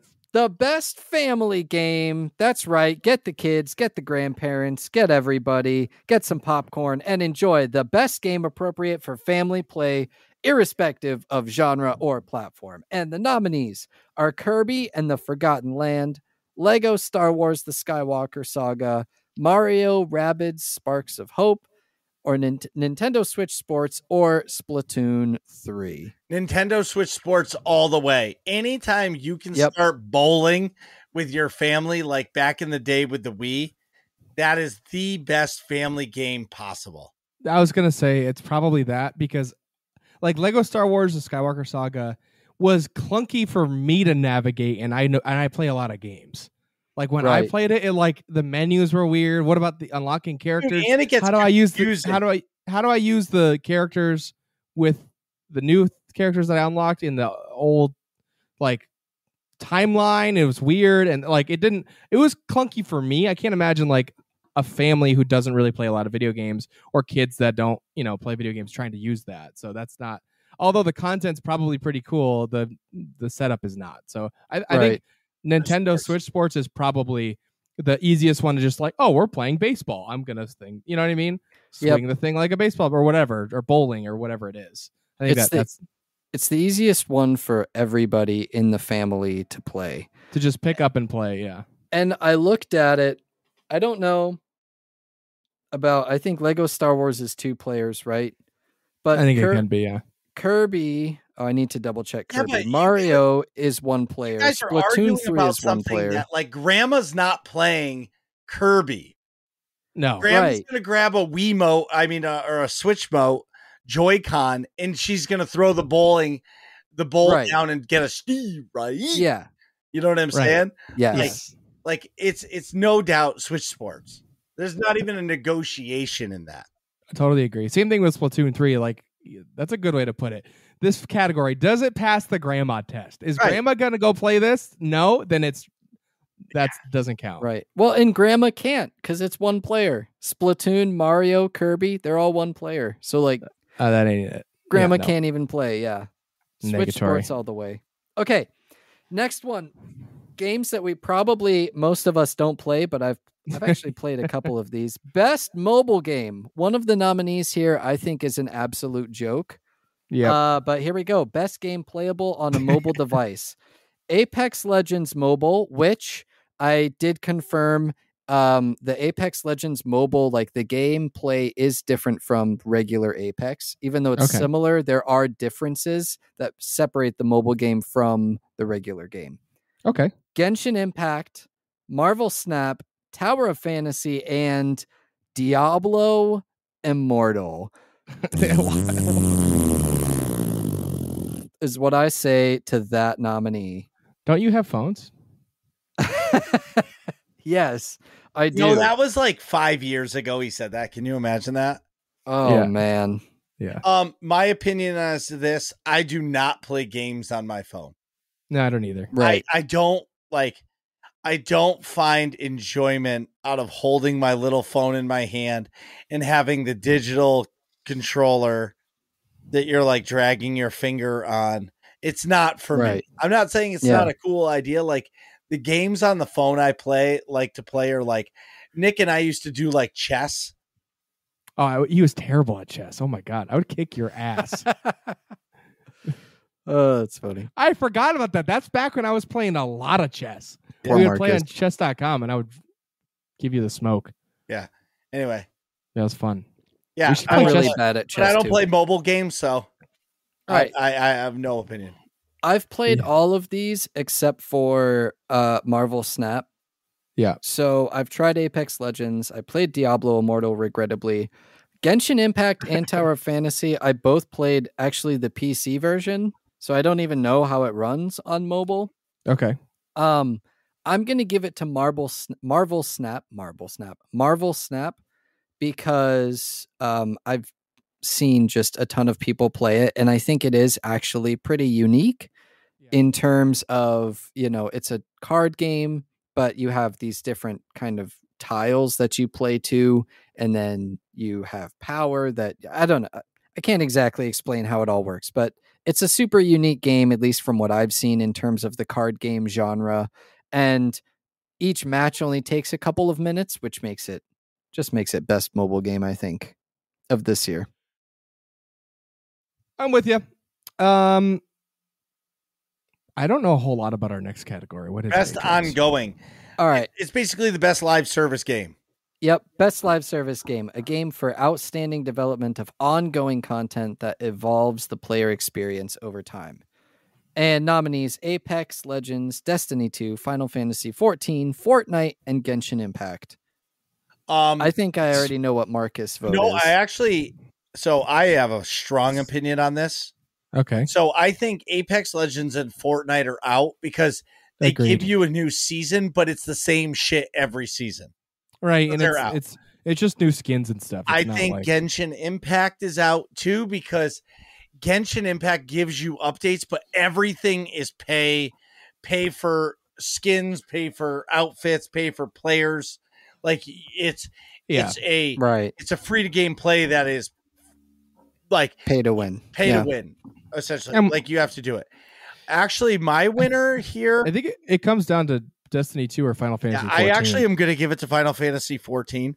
I was too. Yep. They give so much content every year. It's insane how they can keep up. So, all right. And for me, they've evolved how people play over the course of the time of the game. I know that they've improved a lot. I don't know exactly what the improvements are, but I know that they've improved a ton. This one we'll just glance over. Best community support. So this is actually what I was looking at when I said I don't understand it. So. Oh, okay, yeah. Is this like the best mods, I guess? Yeah, I don't know. To me, this basically just seems like the developers being in touch with the community. Yeah. And I don't know. I could actually answer this. Go ahead. It's Destiny 2. Every single week you get a game developer update called the TWAB. Right. This week at single week. Apex does not do that. Final Fantasy does not do that. Fortnite does not do that. No Man's Sky. This is hands down Destiny 2. I would say No Man's Sky would have got this award a couple of years ago, but not now. It's No Man's Sky's time is kind of past, at least from what I could tell. Right. Did we skip one? I feel like we skipped one. Whatever. Anyway, here we go. That's a zoom. Best esports game. Delivered the best overall esports experience to players. I threw this in there because I wanted to talk about the esports scene just very quickly. We've got CSGO, Dota 2, League of Legends, Rocket League, and Valorant. Valorant is just starting out, and I think they're doing fine for how they're starting out. But for me, the esports that takes the cake is CS:GO. And I don't know if it's just because I enjoy watching it the most, or if there's more tournaments throughout the year in order to watch. League of Legends, they've done it really well. Riot has done a great job with their broadcast team, but there's not enough throughout the year. There's not enough big tournaments throughout the year in order to keep me really excited. So for that reason, I'm going with CS:GO. I respect it. It makes sense to me. This is an exciting one for me. No, me too. This next one, I have opinions. Anticipated game of 2022, recognizing an announced game that has demonstrably, is that the right word? Yeah, demonstrably illustrated potential to push the gaming medium forward. The nominees are Final Fantasy 16, Hogwarts Legacy, Resident Evil 4, I'm guessing the remastered version, Starfield, or The Legend of Zelda Tears of the Kingdom. So, gentlemen, your thoughts? I can go first, I suppose. So I've never really gotten into the Final Fantasy series, so that's in last place in this category for me, but I'm sure lots of other people are super excited for it. And then next up, Resident Evil 4. Again, I'm not super into Resident Evil, so I'm sure other folks are excited for it. Not super for me. Hogwarts Legacy is a legit RPG for set in the Hogwarts universe. You play, it's like in the late 1800s, I think it's set or something like that. And you role play as a like a wizard or witch or wizard. So that's really cool because it's the first like game like that where it's an actual RPG in that world. So that's really cool. Second to me, which I think is going to be number one in actuality, but this is my personal list. Second would be Legends of Zelda: Tears of the Kingdom, because obviously that's Breath of the Wild is amazing and it's the sequel. But my most anticipated game is Starfield because I'm a giant Bethesda nerd. So I'm super looking forward to Fallout in space. Yep. But that's fair. But yeah, but I think in actuality it'll be Legends of Zelda: Tears of the Kingdom is the most anticipated. What do you guys think?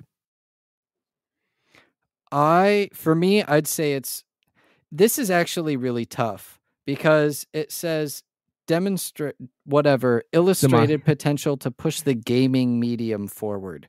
Resident Evil 4 isn't pushing the gaming medium forward, it's just a remaster. However, I'm super hyped for it because it was the first like rated M scary game that I played. And it holds kind of a dear place to me. So I am most anticipating Resident Evil 4. Starfield, I think, has the most potential to push the gaming medium forward, but I'm curious to see what exactly happens because we've known Bethesda in the past, what has happened. Right. And Starfield's been announced for so long, so there's that like hype. Hogwarts is relatively new for announcing, and it pushes the gaming medium forward in the sense of there's the potential to have an IP with a really, really popular game. Like popular IP adapted into a video game that is also popular and well made. Right. So I think most anticipated game, Hogwarts will probably win. My most anticipated is Resident Evil 4. Okay. Marcus? I'm excited for the new Zelda. I probably won't play it. The caveat for me right now with Tears of the Kingdom is that I feel like we're really going to start seeing the Switch decline and like being able to handle these games. Because like there's new mechanics in the game and I'm really worried that I feel like there needs to be a new Switch and that worries me. I think Hogwarts Legacy is a game I want to play. Yeah. But I think it's a PlayStation exclusive. Hey, I think you're right. Is actually. it? But that type of game is right up the alley of what I like. So single player action RPG, right? And you play as a witch or wizard. Like I'm all over that. Nope, I'm definitely playing it. It's all platforms. Okay, great. Okay. At least according to Google. So that's the game I want to play. But believe it or not, the game that I am most anticipated to see is Starfield. Even though I'm not going to play it, I'm going to make fun of Nick the entire time he's playing it. Oh, yeah. Doing every single side quest, every time he's got to pick somebody's nose, all of that stuff. But like, I'm pressing all the buttons. What I'm excited for in Starfield is just seeing how they're taking what No Man's Sky did. And what was that other game you played? The Obsidian. Oh, it's The Outer Worlds. Outer Worlds and mixing it all together and throw a little Oblivion or Skyrim or whatever in it. Fallout. Yeah. Well, whatever. Yeah. Well, it's more like Fallout because you're actually shooting guns and stuff. Yeah, pew, pew, pew, pew, pew, pew, pew, pew. Oh, this one's interesting. The next category. All right. So the next category now. I don't know a majority of, well, actually, I know them, but I don't watch a majority of these content creators. So, sorry, the category for everybody listening, the next category and our second to last category is content creator of the year. This is for a streamer or content creator who has made an important and positive impact on the community in 2022.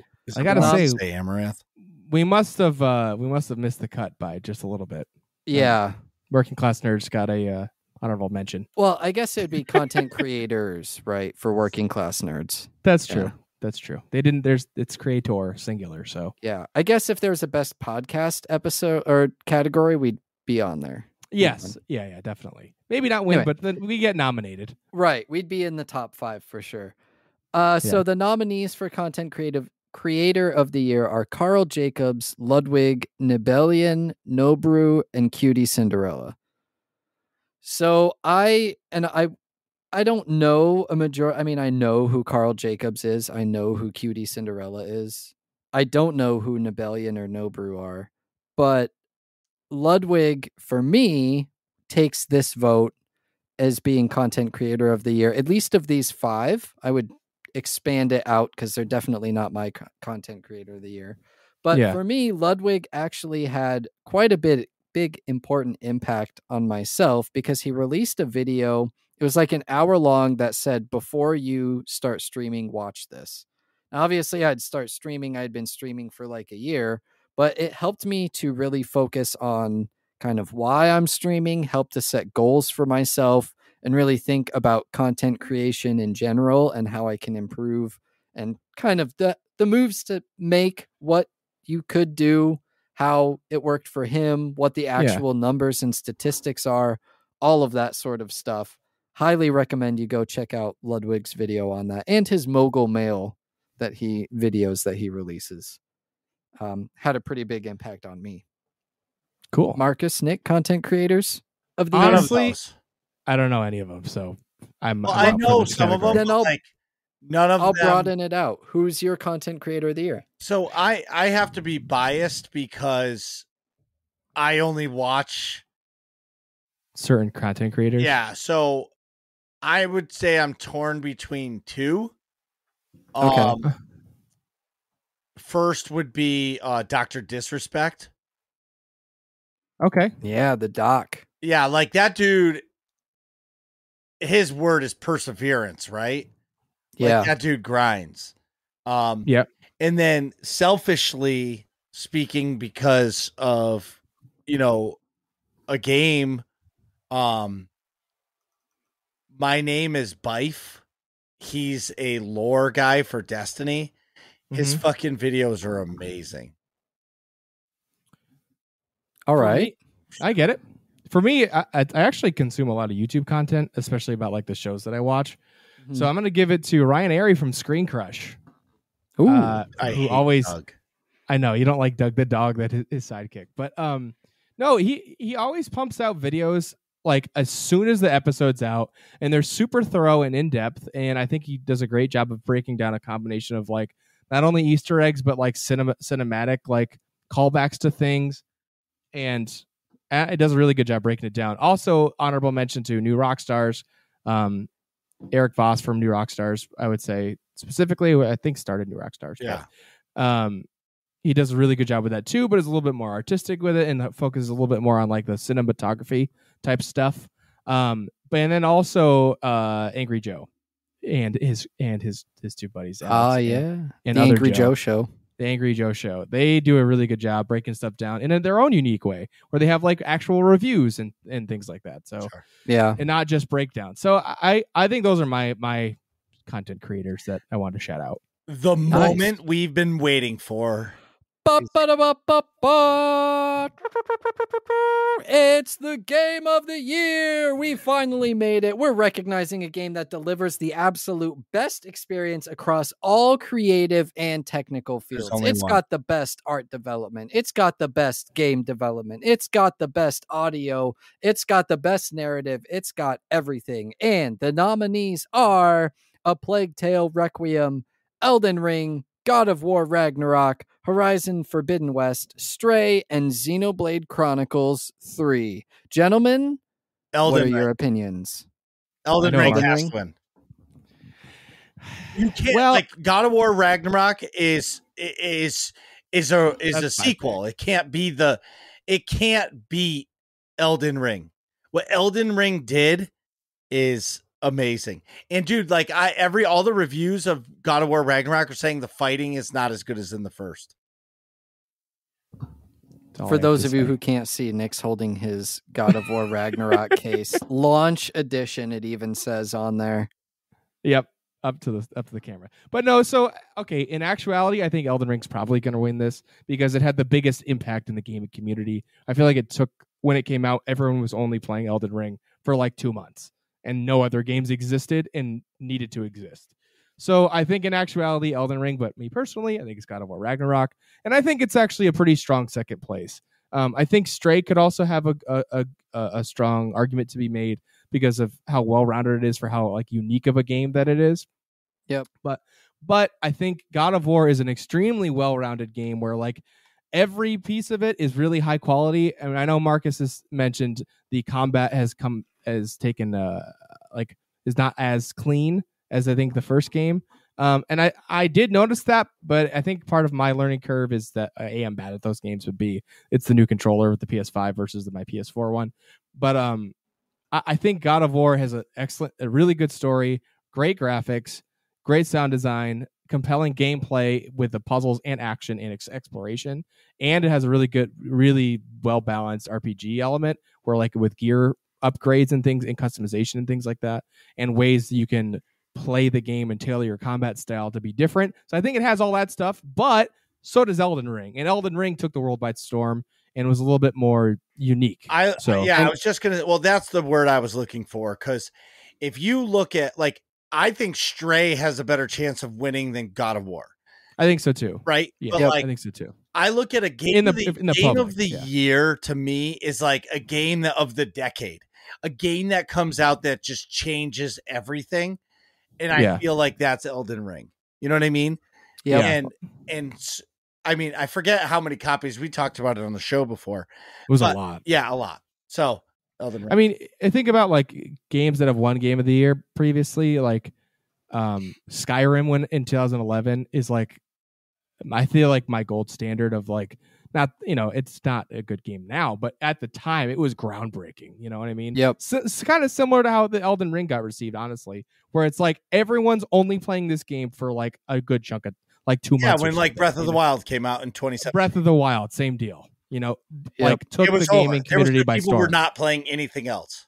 Exactly. So I think ultimately it's Elden Ring, but me personally, I like God of War Ragnarok. What about you, H.R.?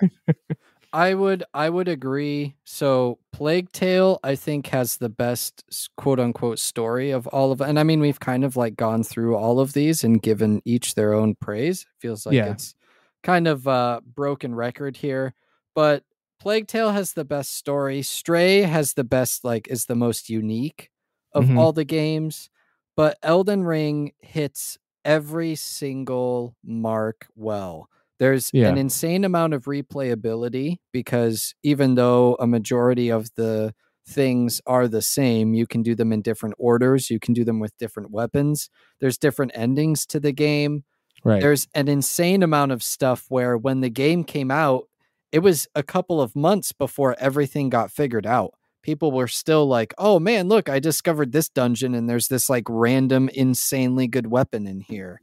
And it's been like a month, but nobody's made it because they just didn't happen to walk down that little crag or see that crack in the rock that led them to the dungeon or whatever. I don't know. Right. For me, it hits all of those. God of War is really great and polished, but it just doesn't have that replayability, at least as far as I know, it's all the same. Yeah. You could have, there's a new game plus mode where you can come back and replay with your old gear, and then you can fight the like end game level bosses, but the story content's all the same. So it's not. So there's definitely dramatically less replayability. Right. Yep. And it's for those things. I think Elden Ring takes it pretty comfortably. Mm-hmm. But the next up is Working Class Questions Turkey Day Edition. Gamer Weenus asks right away, do you like cranberry sauce? Yep. Yes, but only in certain contexts. Being like a Thanksgiving. Actually, I don't usually eat the cranberry sauce on Thanksgiving. I like it in my leftovers on my Thanksgiving sandwich that I make.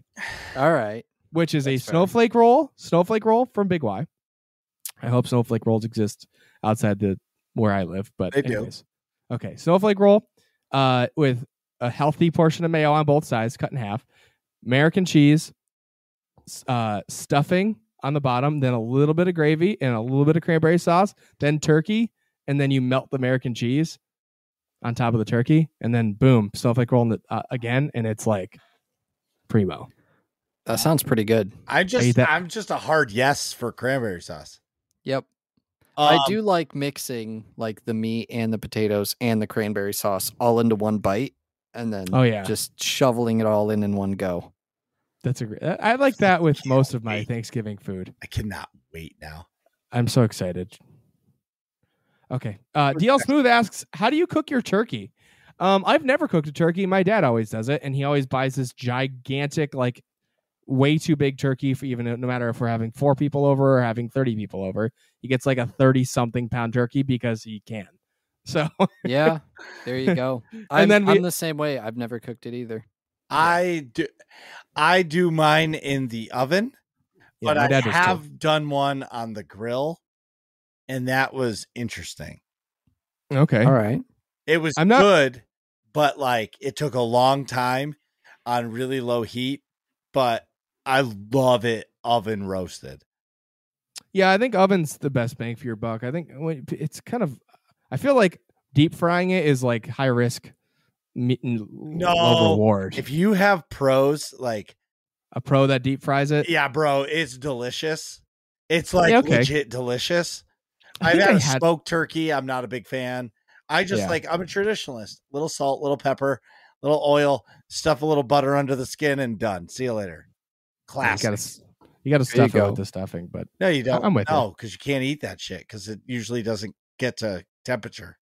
No, you pre-cook the stuffing on the inside. And then you put cooked stuffing in the... My dad does it like that, and it's awesome. But the stuffing is also like all meat in there. Okay, anyways, next question. Marcus asks, what's your favorite pie? That's a great question. Yeah. Wow. Okay. What is your favorite pie? Excluding cheesecake, because Atrax and I decided that cheesecake is a pie when on the episode that you were not here. Yeah. It's a lot closer to a pie than it is to a cake, because we were talking about what's your favorite type of cake, and I was like, well, cheesecake, definitely, but that's not really cake. So it's a pie. I think we Googled it and it was a pie. Yeah. So, okay, favorite pie. So like honorable mention to blueberry, pumpkin, and pecan for me. That's probably those are the front runners. This is a tough call though. What are you guys thinking? Favorite pie. It's tough because there's what my favorite is, and then there's what I normally have. Like, I'll never turn down a piece of pumpkin pie, But is that my favorite pie? I don't know about that. Personally, I'm tough between key lime and blueberry for me. Yeah. Because I really like key lime pie and I like blueberry pie, but I don't have them very often. And I really I enjoy pumpkin pie. That's the one I eat the most. So yeah, pumpkin pie around Thanksgiving time, pumpkin pie 100%. So like pumpkin pie with ice cream is the best. But like year round, I think blueberry's my favorite. Right? Blueberry, yeah. If you had to pick like a favorite. Because like blueberry's good in the summer, blueberry's good in the winter, blueberry's good. It doesn't matter. Pumpkin pie I only really want in the fall. Yeah. My favorite pie is pumpkin, but when Carrie makes an apple pie, it is the greatest fucking thing ever. Like I legit, it. Oh yeah. Like I legit just take a spoon and I eat it out of the pie dish because it's that good. Like, fuck everybody else. If they don't want to eat it because I'm eating it, I don't care. As soon as everybody takes a slice, I just grab a spoon. Yeah, you're like, all right, everybody got their pie. The rest is mine. Good. It's so good. Like, it's really good. I ask her all the time, I'm like, you making an apple pie? And she's like, if I have time, okay. But anyway. Does she make the crust from scratch too? It's 50-50. It just depends on time, right? Yeah. She has the time she has the time to make the crust, she makes the crust. If she doesn't, she doesn't. But anyway. Yeah, the crust who's is really next? time intensive.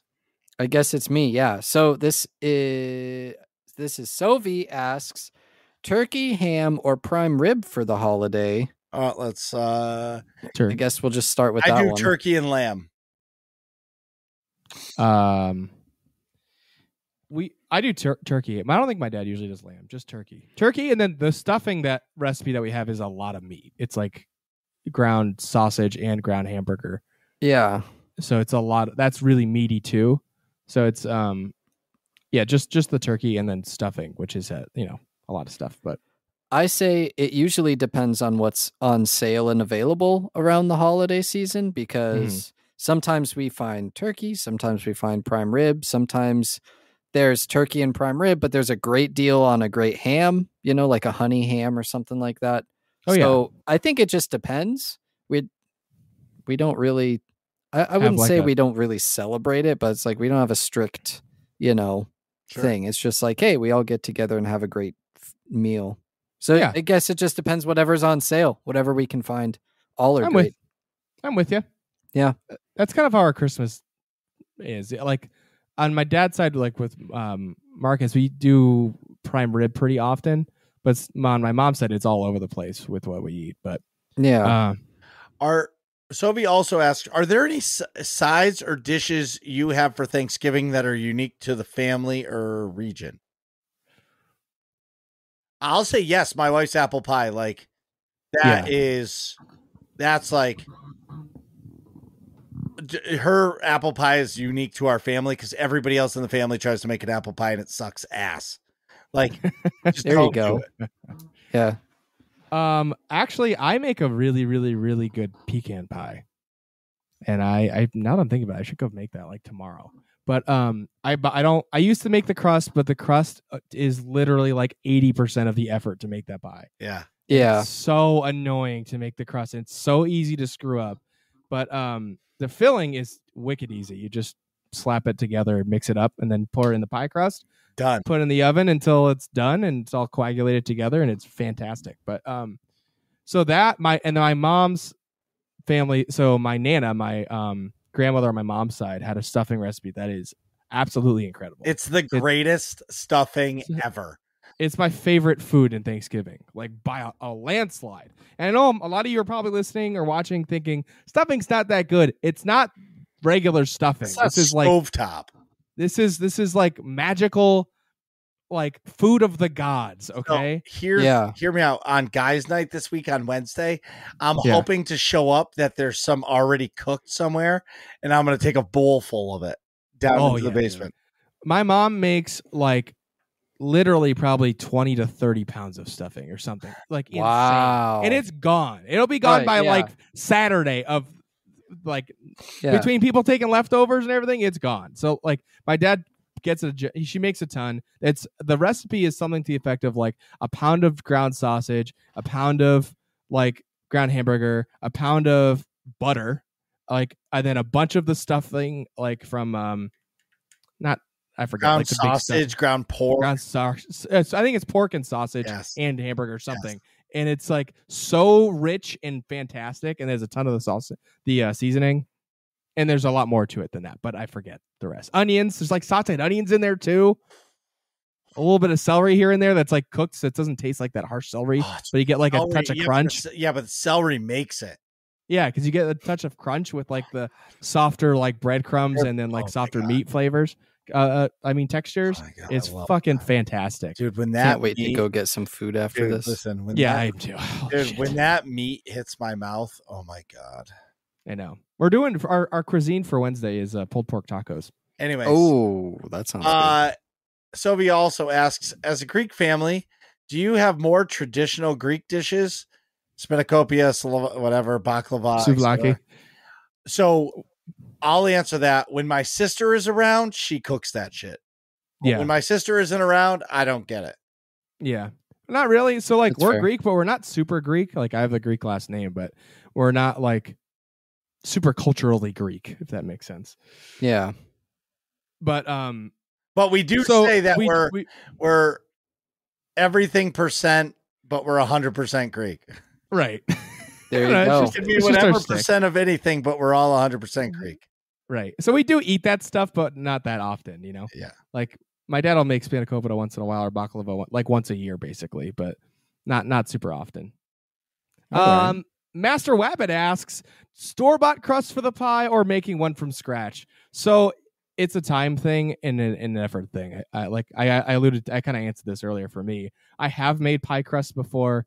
It is an ordeal, to say the least, and it's very easy to screw up. Right. So yeah. I have since given up because especially with my pie that I make, like my specialty, if you will, is hello Raiders. My specialty is pecan pie. So like the crust doesn't have to be, it's not the star of the show. Like it's not like a blueberry pie where like, or an apple pie where like the crust is like involved more. Right. Like the pecan pie, you're in it for that filling. So yes. The crust doesn't really matter. So I've opted to just end up buying the crust most of the time now. Like I said, I don't make any, but my wife will either, if she has the time, she'll make it and she'll do like the grid. Oh yeah. Oh, the lattice pie. Yeah, the lattice pie. Oh my god, dude. That is so hard to do. I know, good but dude, it's so good because then the like apple juices come like out of the hole.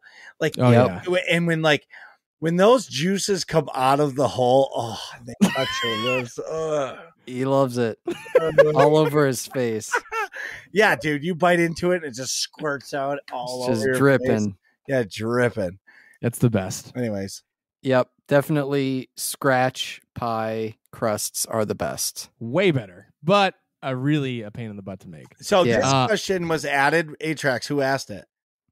Marcus asks. This is because of Nick. What's your favorite soda? So yeah, for context, Marcus, you had a Coke at guys' night on Wednesday, and then last week, and that was the first time I've had a Coke in years. Honestly, you put it in my head. I forgot I had some Coke cans. Yeah, for like drink mixers, and I was like, oh, you know what? I'll have a Coke before the podcast and get a little pep in my step. Yep, pep in the step. Yeah. I don't usually drink soda, but I'm gonna say Fresca. Actually, Fresca's really good. That's a unique choice. Like I will often say no to a Coke or like a colas. Yeah. But, like if someone offers me a Fresca, I'm probably gonna say yes. Okay, gotcha. Fresca. I can't say I really drink Frescas or I even know what they taste like. But for me, it's tied between Dr. Pepper and root beer. Okay. Root beer, if I can get it like craft, there's a lot of places out in my area that make their own craft root beer, and that is delicious. But if I'm going and buying it at the store, 90% of the time I'll get Dr. Pepper. So it's like casual drinking, Dr. Pepper, only because if I could buy craft root beer all the time, if I could afford it, then I would drink craft root beer all the time. But it's just too expensive. It's like drinking beer at that point. Yeah. You know? I'm with you. Dr. Pepper. Marcus? Dr. Pepper. Dr. Pepper all the way. Love it. All right.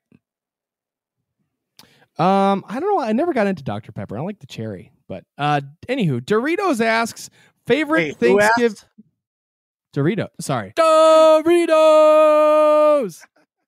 Well, I gotta do it. It's Doritos.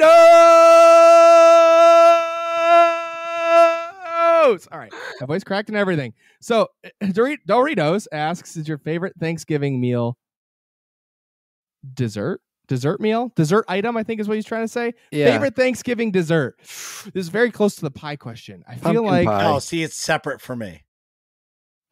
Favorite Thanksgiving dessert. There are a lot of pie. Okay, well, what's your answer, Marcus? What do you mean? Cookies.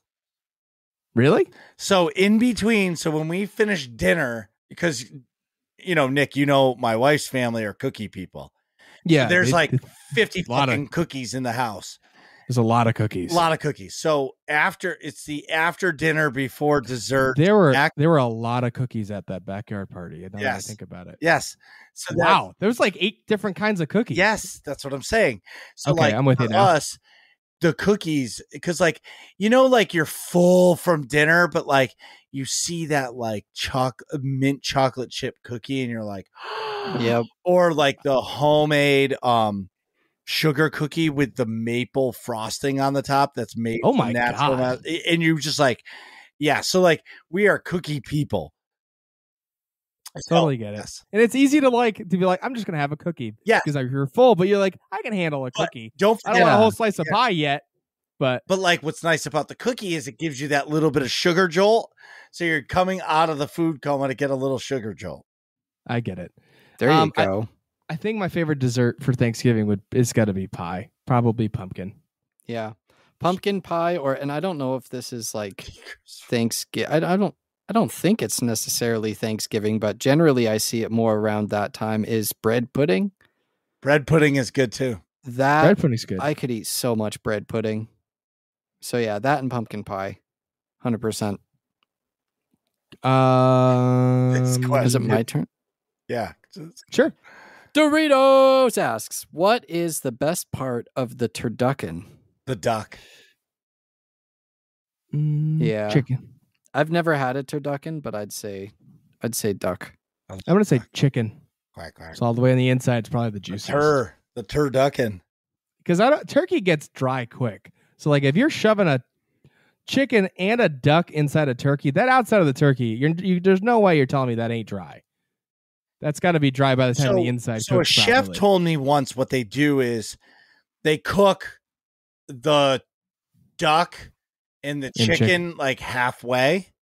That makes more sense. And then they stuff it in the turkey. So they cook the and then they stuff the half-cooked duck and the half-cooked chicken inside the turkey, and then by the time the turkey's done, everything it finishes. Yes. That makes a lot more sense. Well, I stand by my selection. Yeah. No Dog 300. All right. Oh, I can do it. Whoever. Sorry. No Dog 300 asks, You're not sorry. What's your favorite Thanksgiving Can I interrupt? tradition? Oh my God. I hate all of you. This is the last question. What's your favorite Thanksgiving tradition? Honestly, just the whole concept of Thanksgiving for me. Just eating great food that's unique. Lounging. My that's watching a good football, one. drinking a little bit. Yeah. Just hanging out. My favorite one is actually that my family doesn't really have one. It's just we enjoy the time off, and then you've got Black Friday and Cyber Monday. Yeah. To look forward to, and it's it's a day off of work. Everybody's in a good mood. There's a bunch of good food. So I guess like my favorite quote unquote tradition is that I don't really have one. I just kind of do whatever. Mine's a two-parter to the same one. So I cook all the food for the most part, and I love Thanksgiving because I don't leave. Right. And I cook in my pajamas all day. Don't put on deodorant, nothing. So by the time I'm half in the bag, because as soon as the turkey goes in, I start drinking. Yeah. And it's usually like 8:30 in the morning, 9:00 in the morning, I start drinking. And like, I don't get wasted, but I constantly have that nice floaty buzz going. Yeah, like that Margaritaville vibe. Yeah, the margarita. Yeah, I can't even talk right now. But my point is, my favorite tradition would have to be like, I'm still in my pajamas and people are about to show up to my house in like 6 minutes, and my wife's yelling at me, "Go jump in the shower, you stink!" And I'm like, I'm just chilling. Leave me alone. Don't stand so close. Don't say. Oh no, I'm just. And I just chilling. Anyway. Yeah. Well, anywho, that is all working class questions, and that is it for the Thanksgiving Day episode. Happy the Thanksgiving live episode. Happy Thanksgiving! Yay! What are you guys talking about in here? Find out next episode of Working Class Nerds.